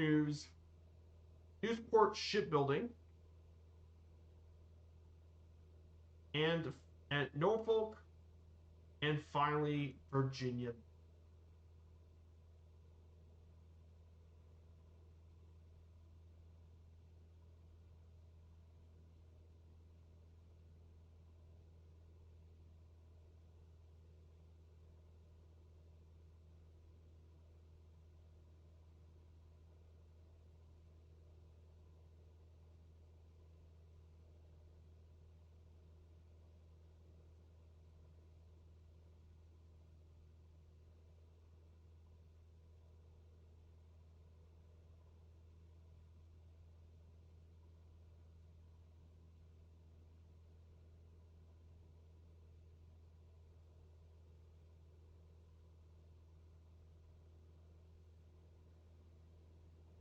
Oh yeah, speaking of sports news too, the Pro Football Hall of Fame has just been announced for this year. So the class this year is definitely interesting because here's the class this year. Our newest Hall of Famers are going to be met. There's the Motor Speedway here in Richmond. Here's downtown. So this year's Hall of Fame head class, there are 4 members who joined the Pro Football Hall of Fame.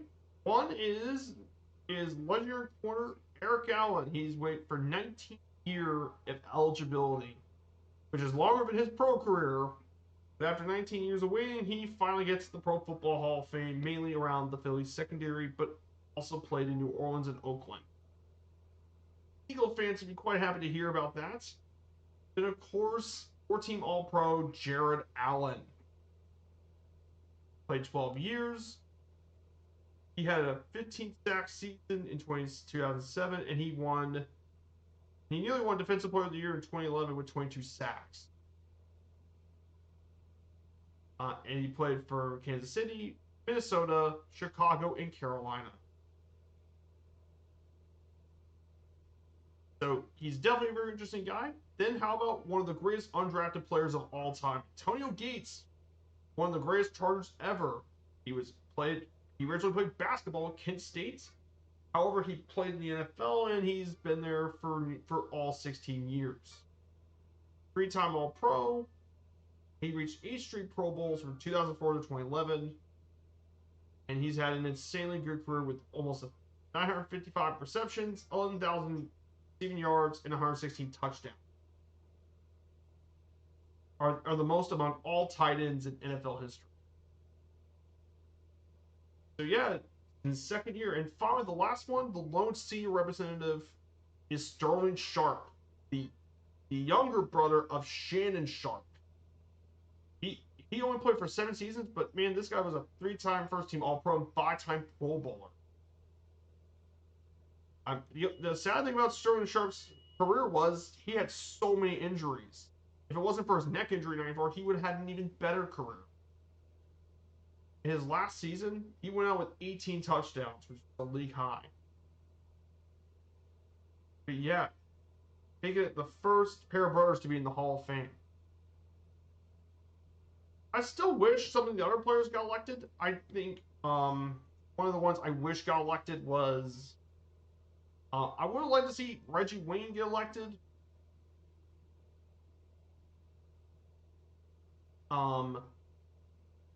However, 2026 is going to be a really big Hall of Fame class. Is 2026. That's going to feature Drew Brees, Larry Fitzgerald, Frank Gore, Jason Witten, Philip Rivers, and others. But I think the players most likely to be in the first ballot Hall of Fame next year. I think Brees is going to be first ballot next season, and so is Fitzgerald. Those two are, and Bill Belichick, I think are going to be instant locks for the Hall of Fame next year. For obvious reasons. Because, I mean, come on. Bill Belichick's the most successful head coach in NFL history. Duh. Why would you not bring Belichick in the Hall of Fame? I'm a Colts fan, but you would be an utter fool to not put him in the Hall of Fame. And then, of course, Drew Brees, the greatest Saint of all time. I know he never won an MVP, but he is one of the game's most prolific passers. And then, of course, Larry Fitzgerald, absolute stud of wide receiver, Larry Fitzgerald. Just a model of consistency. Second all-time receptions and receiving yard. I mean, there's a lot of tight end wide receivers and the block jam, but this was one of the rare exceptions that should be a first ballot. Anyone that knows football should probably know Larry Fitzgerald. Here it is, guys. Downtown Richmond. Here is the banks of the James River. We're gonna fly over Richmond.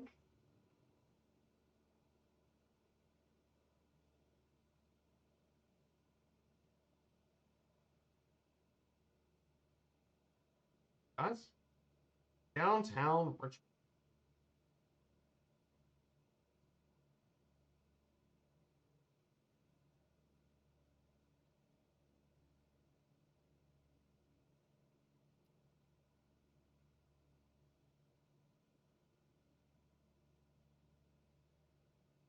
Yeah, that was the Virginia State Capitol here.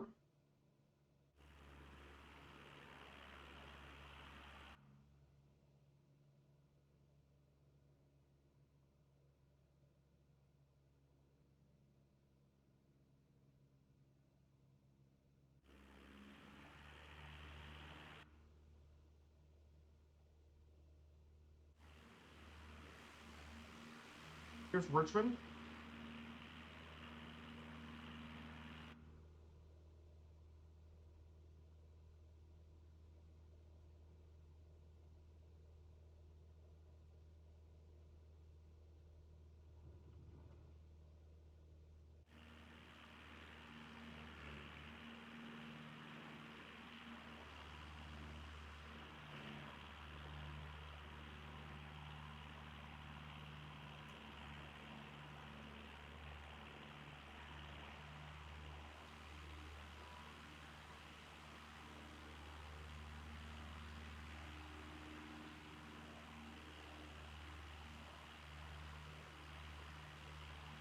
Let's go ahead and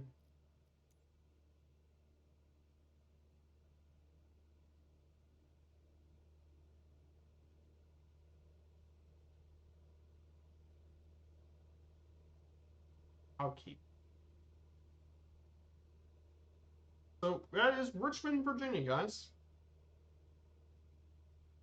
Yeah, the James need lots of trees and scrubby vegetation. Sure, absolutely, definitely pretty cool. Richmond's, like I said, a cool city. We're gonna go ahead and make our second stop of the day here at Whiskey 96. That'll be our second stop of the day.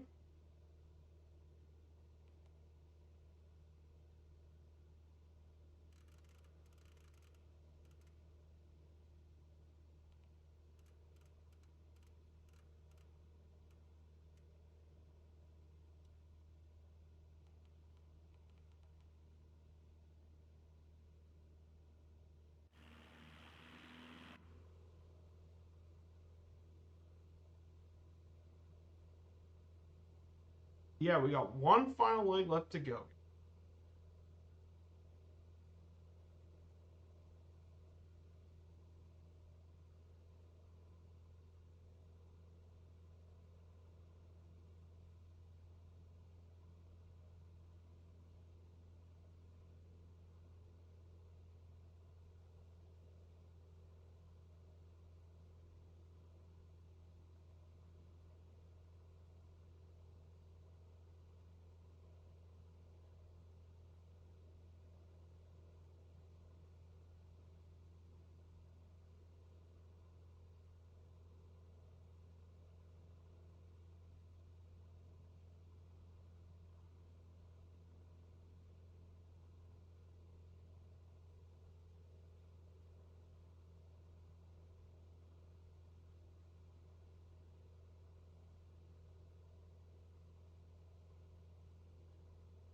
Shortly.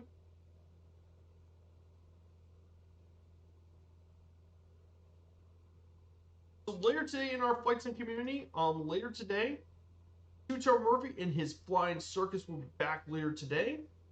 He'll be doing, I believe he. Oh, actually no, he won't be streaming. I forgot. He's got he's got issues with his gaming PC. Iceman's his one of his new PCs has been retired.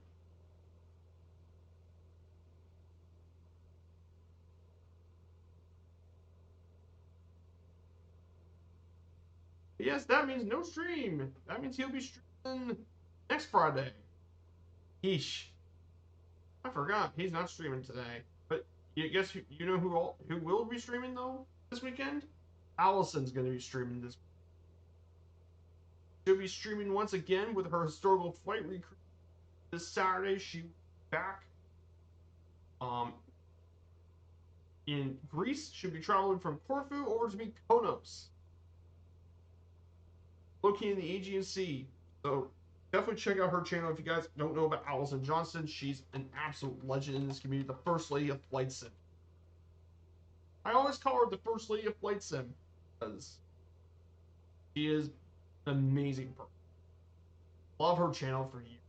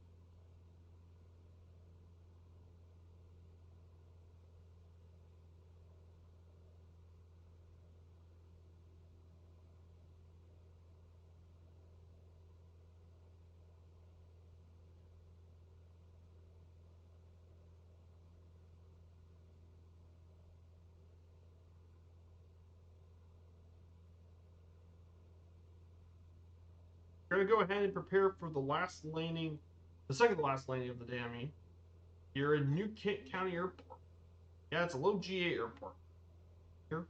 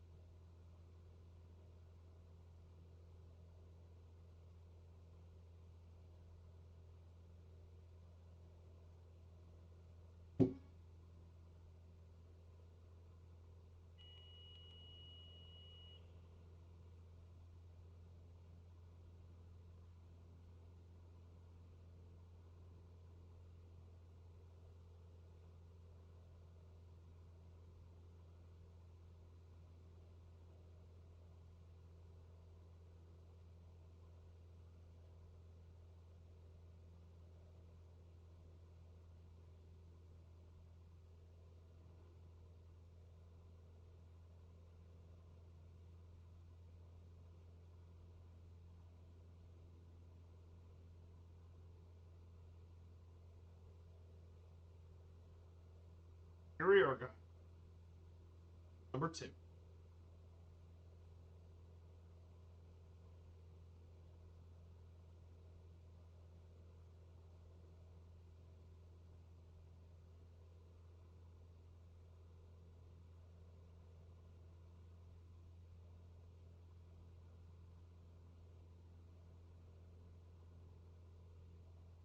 But of course, I look at the National Park Service. So I'm looking at the National Park Service, and based on what they found for Virginia, by the way, there's actually quite a few national historical parts of the National Park Service here in Virginia. Actually, a lot of them here in the States. Some of the stuff in the NPS include a national seashore, Assateague Island. Definitely a very well known. Of course, Blue Ridge Parkway. This is the most popular thing in the National Park Service. Blue Ridge Parkway. I would love to visit. I would love to go through that at some point once they fix all. I would love to check it out. You got the Booker T. Washington National Monument. Civil War Defenses of Washington. Colonial National Historical Park with Jamestown and Yorktown. Fort Monroe. There's tons of historical places here.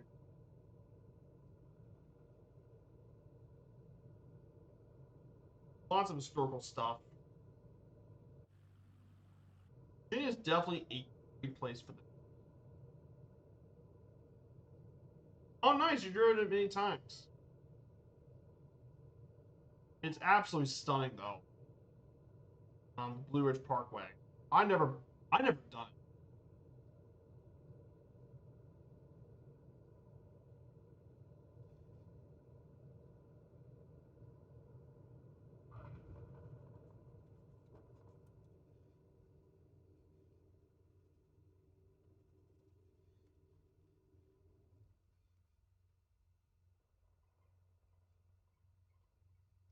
Wait, no way. Is that a bear I see?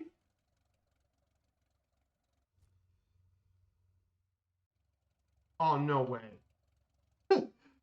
Oh, no way. It's a bear. It's the bear. Look, it's a bear.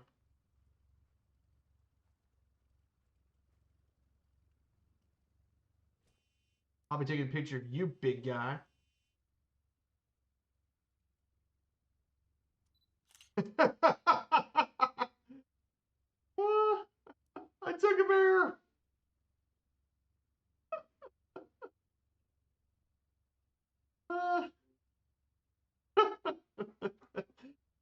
Oh boy. Oh, I'm gonna say hello to the bear. Hello there, big guy.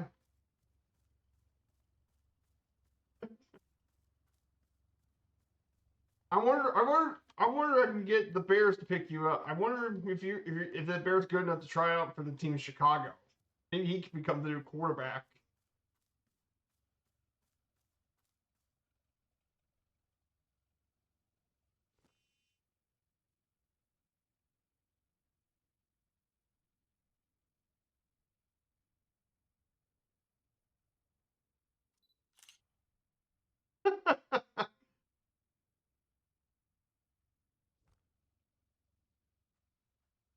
Look how lifelike it is. It looks fantastic. Yeah, I better get back to the plane before I get mauled by this black bear. I'll be best. Get back to the plane. Oh, that's going to now be added to the photo collection. So yeah, we got a bear encounter here in Virginia. After one of the resident bears of the population. So we'll just wait here for a bit. I wonder if you guys can clip all that. I wonder if you clip the bear interaction. Rick meets bear. I think we might see more of this when we do the National Park series because I bet you we're going to be in the wild quite a bit visiting these parks. Oh. Prepare for the third and final leg very shortly. From here to Virginia Beach, more specifically Oceana Naval Air Station. Oh. We're prepared for the final encounter. Go ahead and get to the final leg. Now we're going to try our best to not run over the bear. Besides, we might have some use for it. Not only would the park rangers not be happy, but also, well, the Bears now missed their potential star defensive lineman. He might even be the new mascot for the Bears, too. So the Bears will miss their mascot.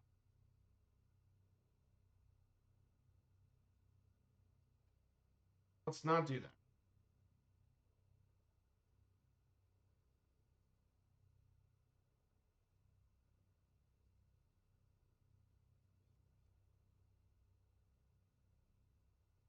I did think about putting the picture of the bear for the 50 states thing, but I'll say the wildlife sightings for next for the National Park series. I'll be saving the wildlife spottings.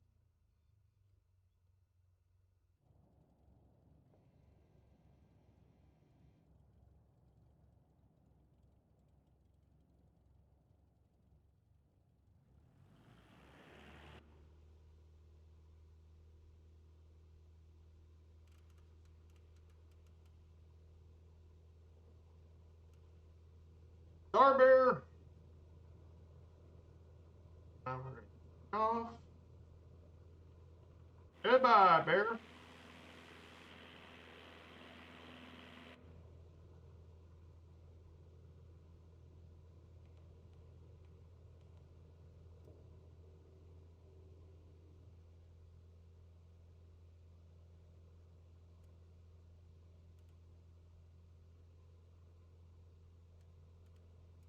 We're gonna go to 1,500 feet.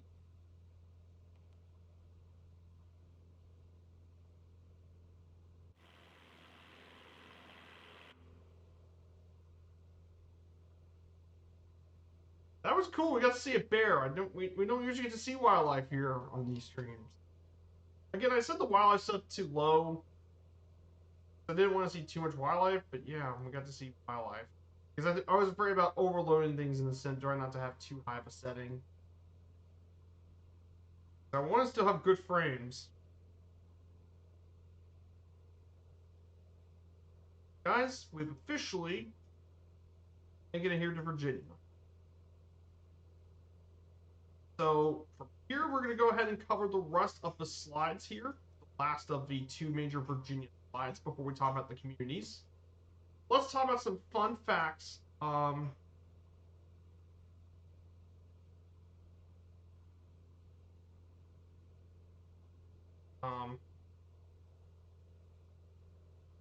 Jamestown, the original third colony, was actually founded for silk cultivation, as silk was traded to be traded with the King James. However, with the blight fungus destroying the mulberry tree, food for the silkworm, Their culturists then eventually planted tobacco as the cash crop, which is still here even in modern day Virginia. The first peanuts in the United States were also grown here too, and Virginia's got a large nut production here in Virginia. In March 9, 1862, in Hampton Roads, the USS Monitor and the CSS Virginia met in one of the most famous naval engagements in history, as their battle was the first of its kind between metal armored vessels, which changed the rest of naval warfare history of naval warfare. It was a mark of the change for warfare. Virginia is actually home to the most U.S. presidents. 8 of them were actually born here in the state, and they include the original president. First president, George Washington, Thomas Jefferson III, James Madison,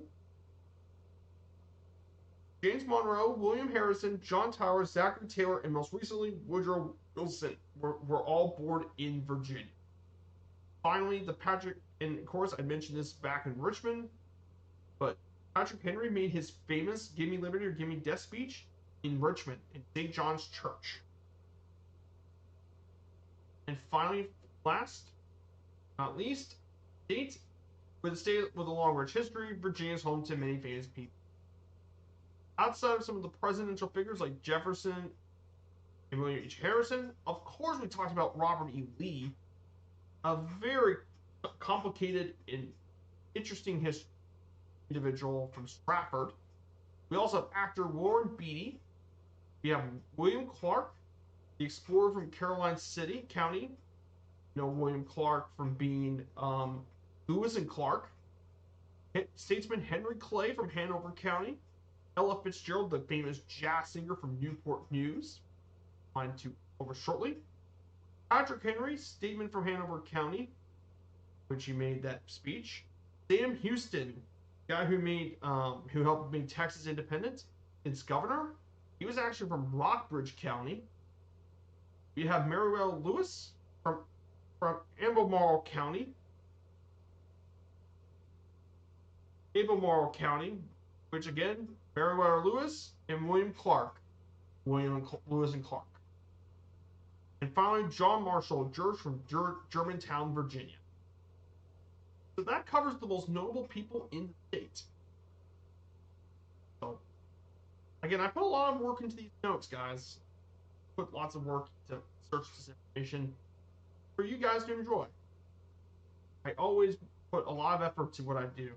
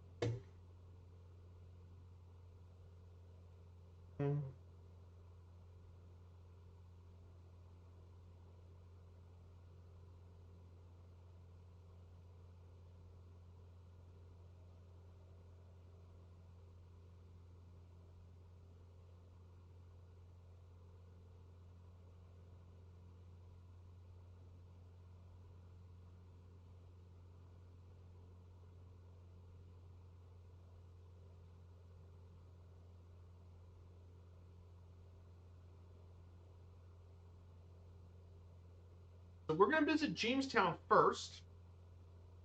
So this historic settlement, Jamestown, this historic settlement and colony dates all the way back to 1607 when it was established by the London Company as James Fort and considered permanent after its brief abandonment in 1610, first permanent English settlement in the Americas. It followed many failed attempts, including the Roanoke colony. However, it served as the colonial capital from 1616 to 1699 when it was moved to Williamsburg, which is right next to. However, in the 18th century, Jamestown, then ceased to be a settlement and it remains an archaeological site known as Jamestown Rediscovery. Archaeological province served and the remains of the original settlement. And in fact, you can even visit the Living History Museum that was created in 1957 here as well. But Jamestown was also important for slavery, and it was actually where a lot of slaves ended up going to for their indentured work. Ended up here in Jamestown. So definitely, if you ever get the chance to learn about American history, definitely want to check out the Living History Museum, which is basically a living history museum, and it recreates the original Queen's Fort, a Native American town with indoor and outdoor displays and replicas of the original ships, settlers. And it's run in partnership with the National Park Service. So it's very important to check out this area, and I think if you ever wanted to learn about the history, you definitely want to check out the. We'll be visiting the original stuff.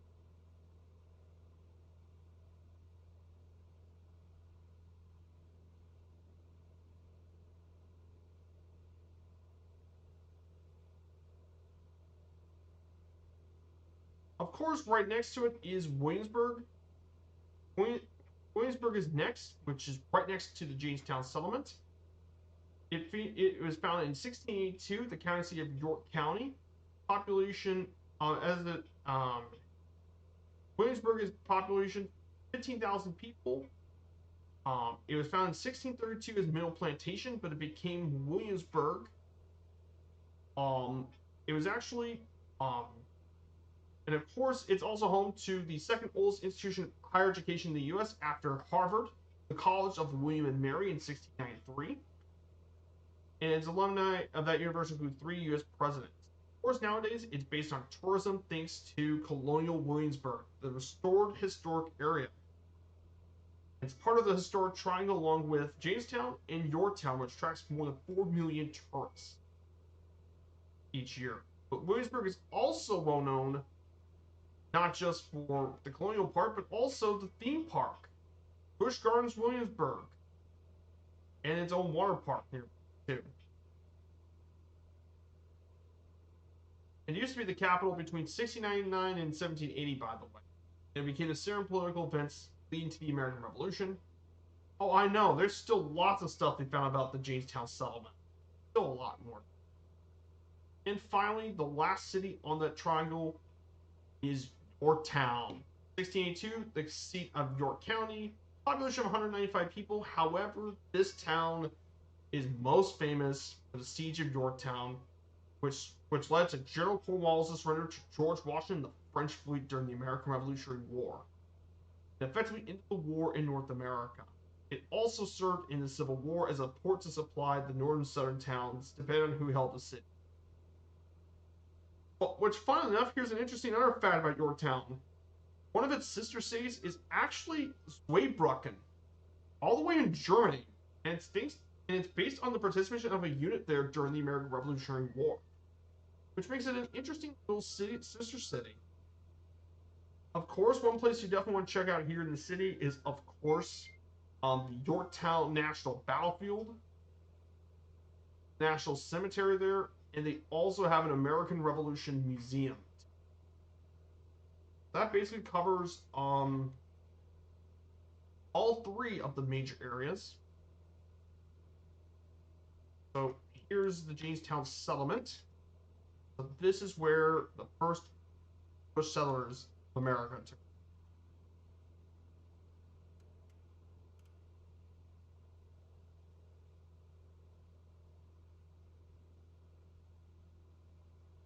Right here in Jamestown. I know there's still a lot more to discover here that we don't know about.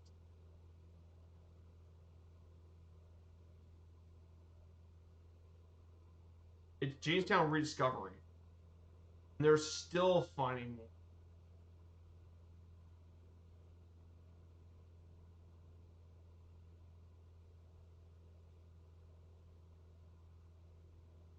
And they discovered more than 2 million artifacts there. A large lot of them is from their first years of its history, too. Like, they found lots of things around. Here's Jamestown, the work. historic community here in Jamestown. This is where American history has taken place, here in Jamestown.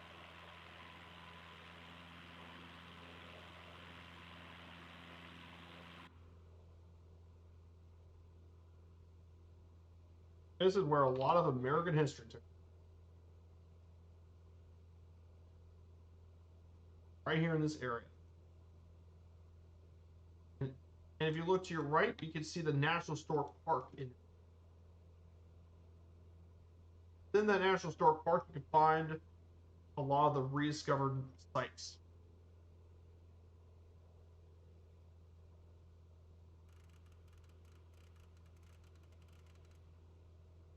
So yeah, one of the major things they discovered here was they found lots of work done by goldsmiths, bricklayers, masons, tailors, all that and more. They even found some of the remains of many of the original settlers. Some of those included men who died 1920, as well as in a cellar. And there's also a great site with important figures. And apparently they found a skeletal remains of a very well-known person. Some of them claimed it to be Captain Bartholomew Gosnold, one of the organizers of the colony. Others thought it was Thomas West, 3rd Baron de la Warr, who was an English nobleman who also apparently founded Delaware. Potentially later on. But definitely some really interesting things they found in burials.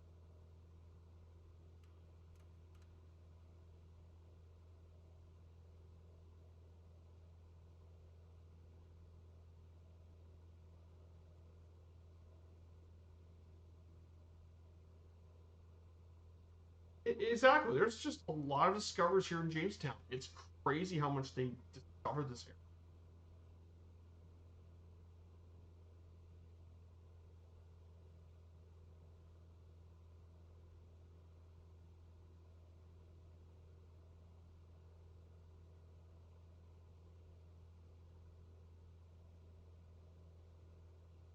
Colonial Williamsburg was also something I wanted to visit too, along with the Jamestown things, because it brings back a lot of the structures from the old days in Reconstruction, which featured the Raleigh Tavern, the Capitol, Governor's Palace, Courthouse, Peyton Randolph House, and more. They rebuilt a lot of this stuff.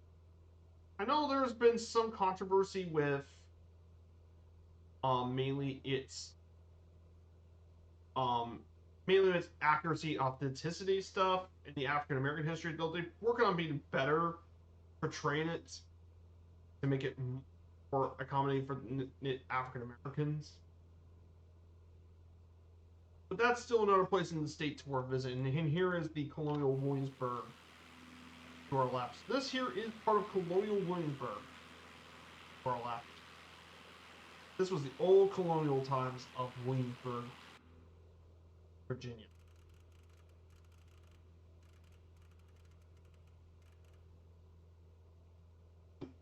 And of course, we get to Yorktown, famous battlefield that took place here in Yorktown. You can find the American Revolution there too, as well as many of the memorials commemorating the war.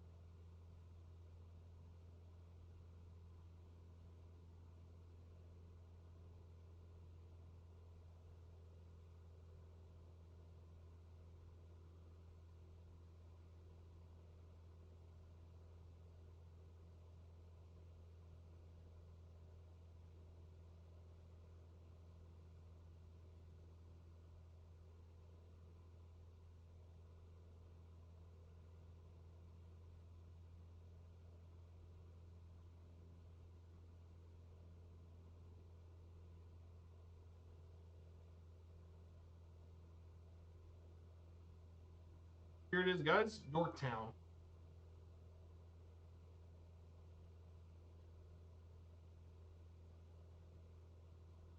Of course, the next place after Yorktown we'll be checking out is Newport News, Virginia. It's North News.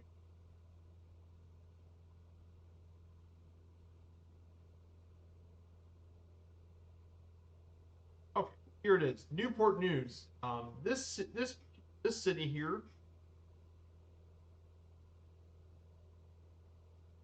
Newport News is located here.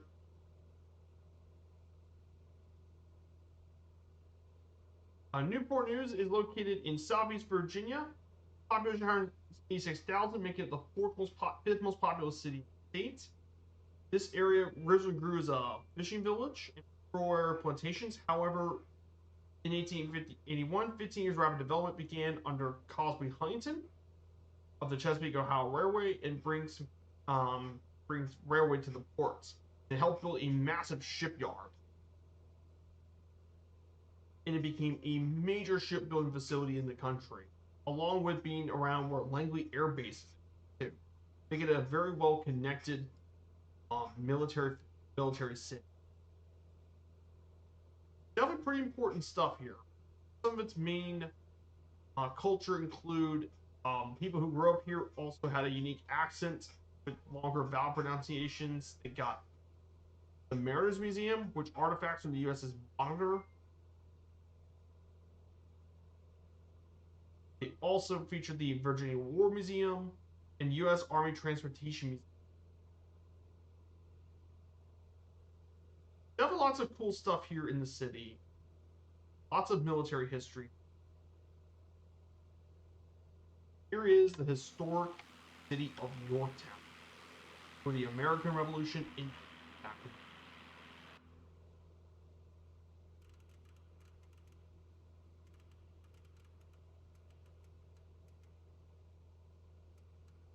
First, we're going to turn east, Newport News.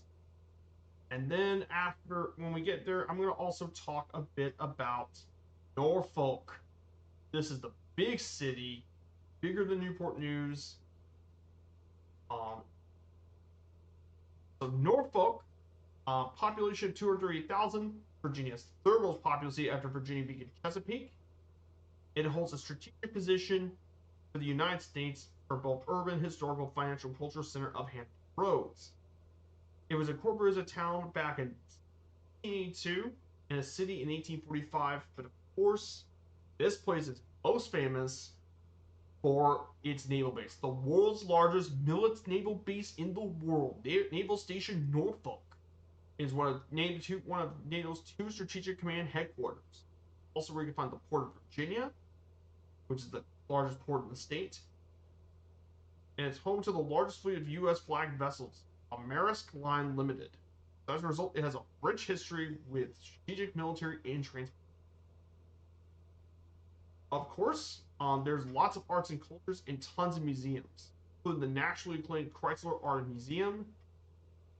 And of course, it's also got a lot of military museum stuff too, including the Maritime Center Nauticus, found in 1944, featuring the home of the battleship USS Wisconsin, the last battleship ever built in the country. It's also home to some sports stuff too, including the Norfolk Tides minor league baseball team. Cool stuff. And finally, our last stop is Virginia Beach, which is the most populous city in the state. 459,000 people live here. And it is well known for being a major resort city with miles of beaches and hundreds of hotels and restaurants along the ocean front. And also, this was actually the site of the first landing of the English colonists. This is actually where the first English colonies landed here and that's why there's a state park. The first landing of English colonies who eventually settled in Jamestown was landed here around Virginia. It's also the U.S. headquarters of Stihl, which is one known for chainsaws and stuff. And it also hosts the East Coast Surfing Championship. and is listed in the Guinness World Records for having the longest pleasure beach in the world. So Virginia Beach, a state with a rich history. Getting through that soon.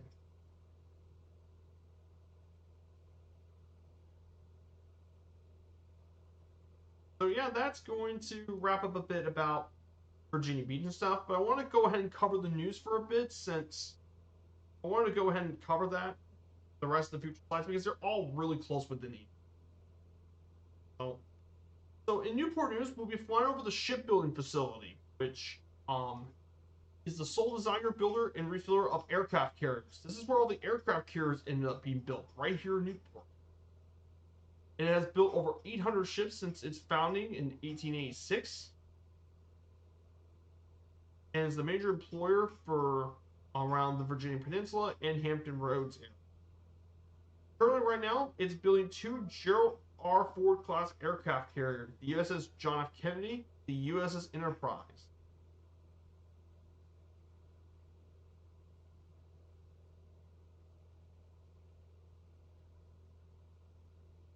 And she's produced a lot of ships, mainly for the U.S. Navy. And she's built a lot of ships over the years, including the Virginia class battleship.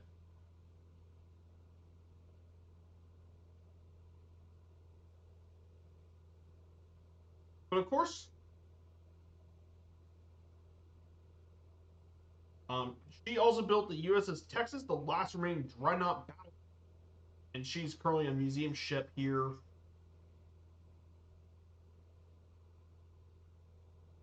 She was actually now in Houston, the San Jacinto. She's moved to dry dock. She also built a couple of other ships. She built cargo ships, like the Medina, and she lasted until 2009, from 19. She's built a couple of ocean liners, SS California, Virginia, and Pennsylvania uh, ocean liners. Of course, she's built a lot of the aircraft carriers, many of the Yorktown class air carriers, and nearly all the Essex class carriers, like Hornet, Yorktown, Intrepid, Essex.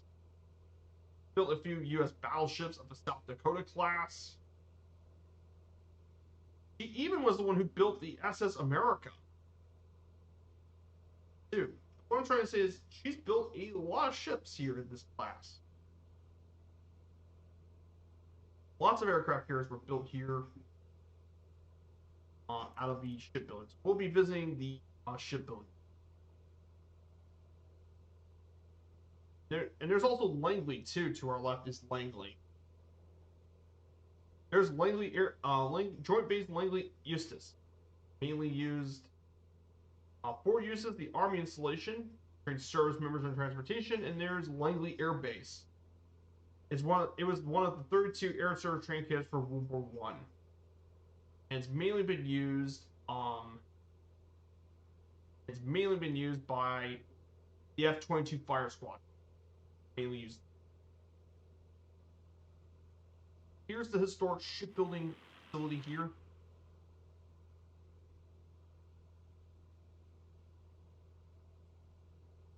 In Norfolk, when we get through the naval shipbuilding, we'll head to Naval Station Norfolk, the largest naval base in the world. Bit background about that one: built in 1917 during World War I. It has 70. The naval station contains 75 ships and 14 piers, 134 aircraft, and 11 aircraft hangars. She's absolutely enormous naval station. And we'll be flying over that too. And she's got all sorts of different units, from carrier strike groups to aircraft carriers, submarine, missile destroyers. Got everything. To our right, you can see the shipbuilding facility to our right.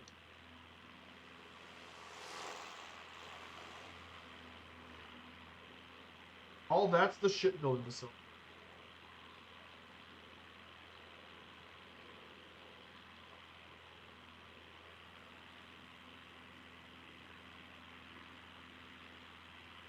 Absolutely normal shipbuilding.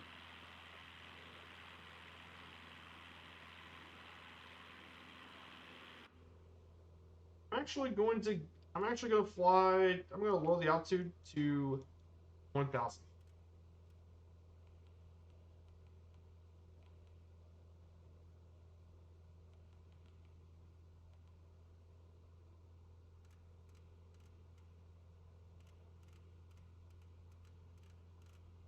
I know I didn't have notes on all this, but I'd still put them as points of interest. We'll fly over the naval airspace.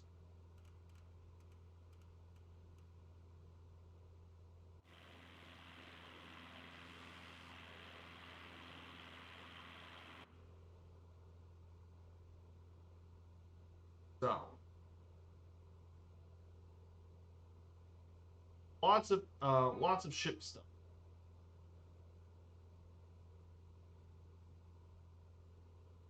Now, of course, outside of that, after we visit there, we're going to visit the Nauticus, the home of the USS Wisconsin, and a bit of information about the battleship. This was one of the last of the battleships ever built, the last of the USS Iowa class, last battleship class in the United States military.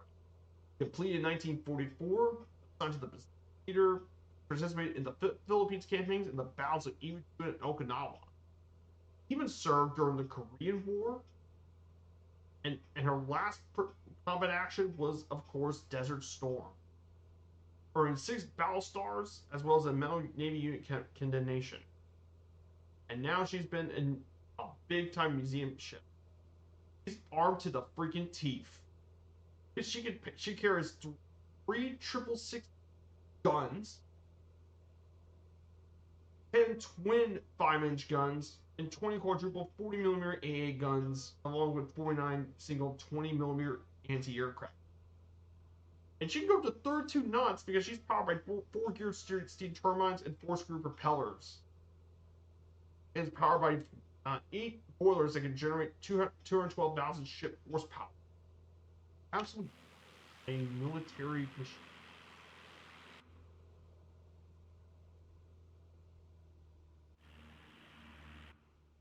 I'm going to go ahead and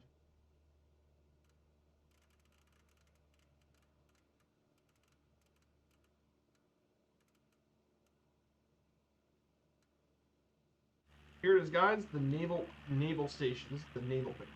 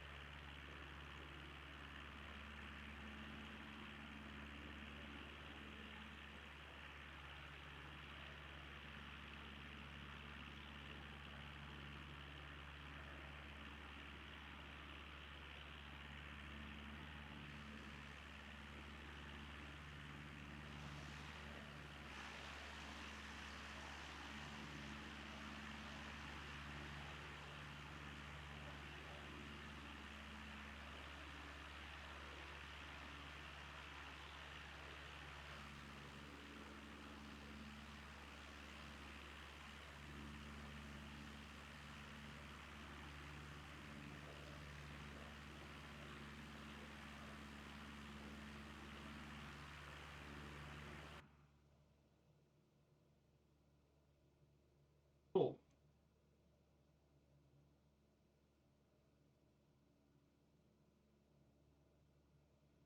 Apparently, you can actually take tours of the naval station too. I almost forgot. You can actually take a guided tour of this place too, which I would love to do.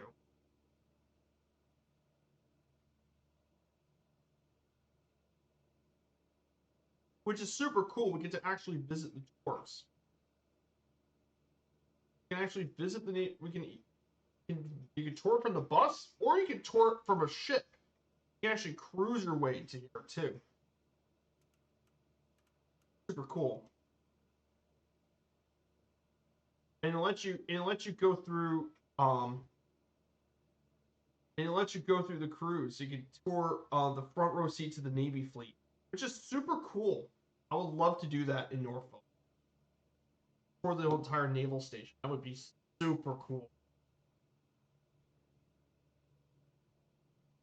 Which is a really cool way to see the naval station, see all the ships of our proud military.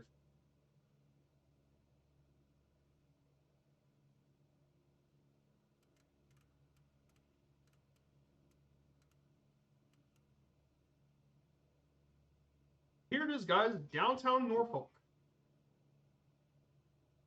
Now, right nearby Norfolk, if you go south, is the second most populous city in Virginia, Chesapeake.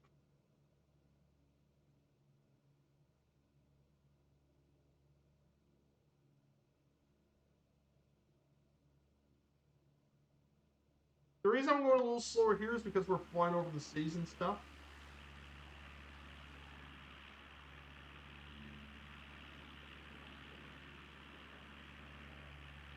Such a cool place to visit.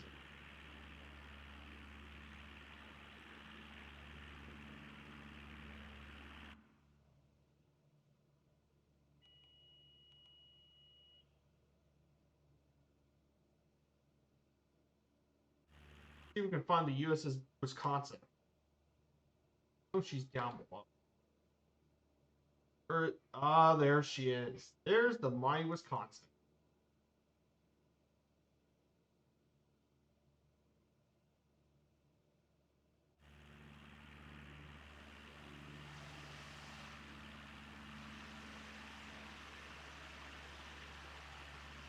Here she is. USS.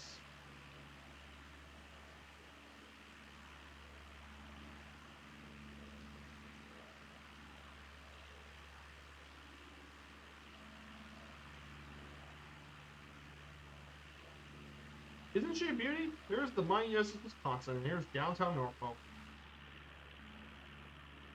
Here's even more stuff with the fleet.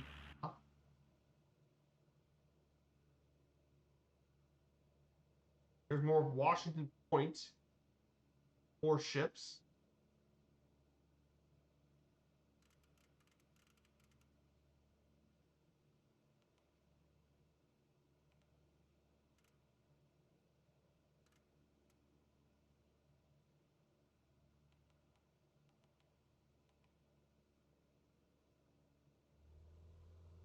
So guys, our final stop and our last stop of the stream is going to be Oceana Naval Air Station. Naval Air Station, Oceana. This Naval Air Station base is located on 23.9 square kilometers, total 250 aircraft deployed at buildings. This airfield is known as Apollo Surkek Field, named after Lieutenant and later Admiral Apollo Surkek, a Navy test pilot who set an altitude record in 1930 at 43,000 feet. It was constructed in 1941 and commissioned in 1943, and it's been home to carrier-based aircraft since its inception. It mainly serves as the home for 14 strike fighter squadrons operating the F-A-18E and F Super Hornets, as well as a strike fighter fleet replacement squadron and an adversary squadron in logistics. It also operates Dam Neck Annex, a separate military installation that's home to other non-flying commands, includes various schoolhouses and a naval auxiliary landing field. It's not open to the public except for one weekend a year, known as the NAS Oceana Air Show. So back in the old days, she used to do a lot of naval air station stuff as an outfield, but it became a much bigger base and later on has become one of the most advanced air stations in the world.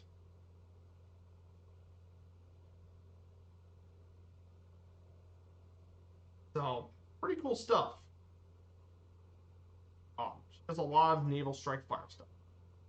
The reason I picked the military base for the final stop is I think this is a very fitting final stop.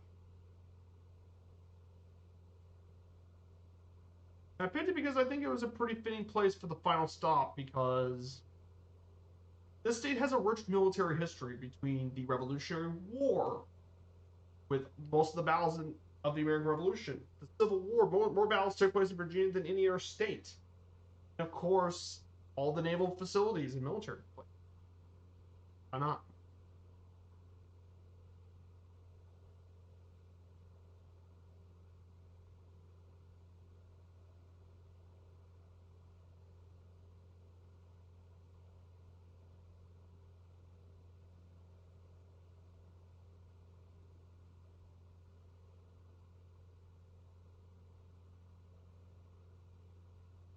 really cool place. Virginia's got a really great and really rich history. Makes it such a perfect destination for all you fans of history. Great destination. And this is definitely one of the states I really wanted to visit. I mean, there's just a lot of places for people to visit for tourism. I mean, you have the Liberty Triangle region. Those three could definitely do a week. Of course, you could spin around the Virginia Beach, Norfolk area. That's got plenty to do. Here, the Richmond area's got plenty to do in Richmond. Richmond's got tons of stuff. And if you go north, you got the Washington, D.C. area with Alexandria and Arlington. You get the entire D.C. area. So if you guys want to, if you want me to do this as well for my stream, if you guys want me to, for the 50 states, 50 streams, I guess I can cover Washington, D.C. for you guys. If you guys want me to as a bonus final episode, the bonus episode, covering. Because I think if you guys want me to, I can definitely cover Washington, D.C. Even though it's not a state, it is the nation's capital, so.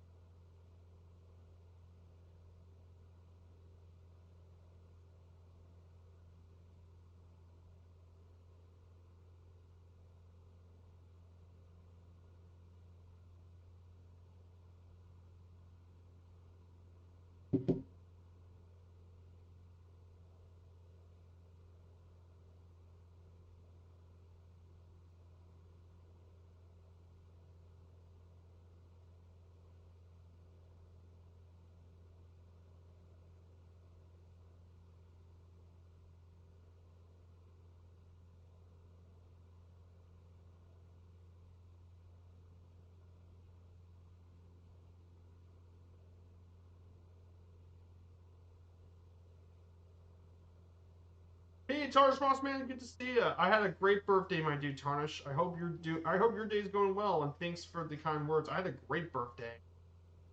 Got to do some flying. Yes, got to do some flying earlier, and now we're in Virginia today. We're about to head to Virginia Beach, the most populous city here in the state. We'll do some flying around Virginia Beach, and we'll land at Naval Air Station to wrap up today.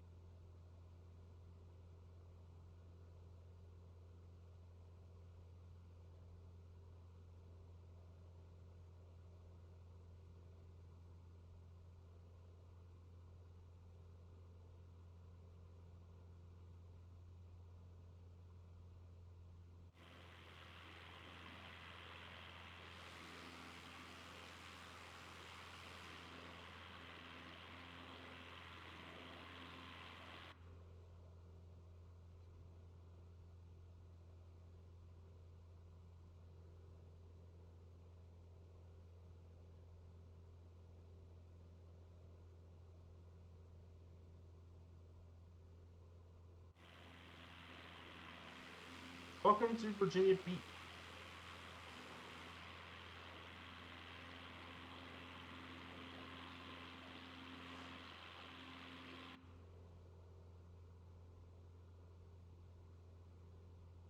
Hey, good to see you. Welcome on in, Adrian Warden. Thank you for the follow, my dude. Welcome on in. We're just about on the end of this stream here.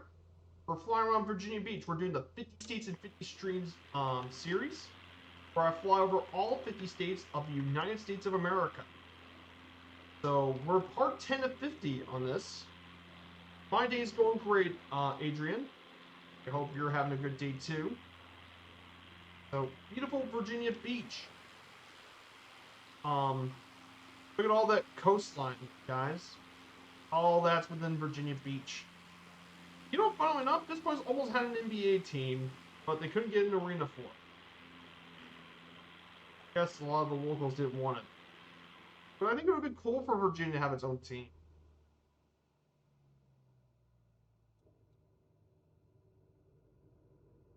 I'm from the United States. In particular, I'm from the U.S. state of Indiana, where I'm from, Adrian,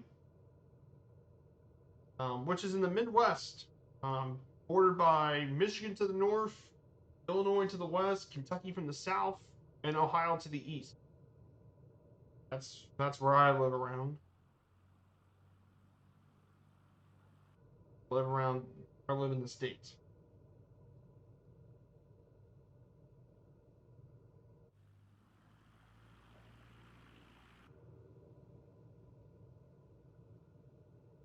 I'm gonna go ahead and prepare for the final landing in. Oh, nice, California. That's a beautiful state. That's a really interesting state here, California. On one hand, California is by far the largest state in population. So, especially if you get around the urban areas, that gets very crowded. On the other hand, in terms of natural scenery wise, California might just be one of the prettiest states for scenery for sure. I mean, there's a reason it's got 9 national parks. There's a reason California has the most national parks. Pick your poison between Yosemite, Sequoia, Kings Canyon, Death Valley, Pinnacles, Lassen Volcanic, Channel Islands, Redwood. Pick your poison between all those parks. Like, really, pick your poison between all those parks. Oh, and Joshua Tree. I forgot Joshua Tree. Pick your poison. Like, got tons of national parks to visit. All sorts of scenery.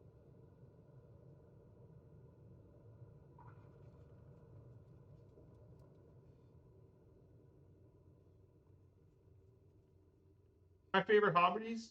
Um, I love flight sim. Flight sim is my main hobby, but also I like to read and do research and all that sort of stuff on my channel. I do lots of research. But I love learn more about the world.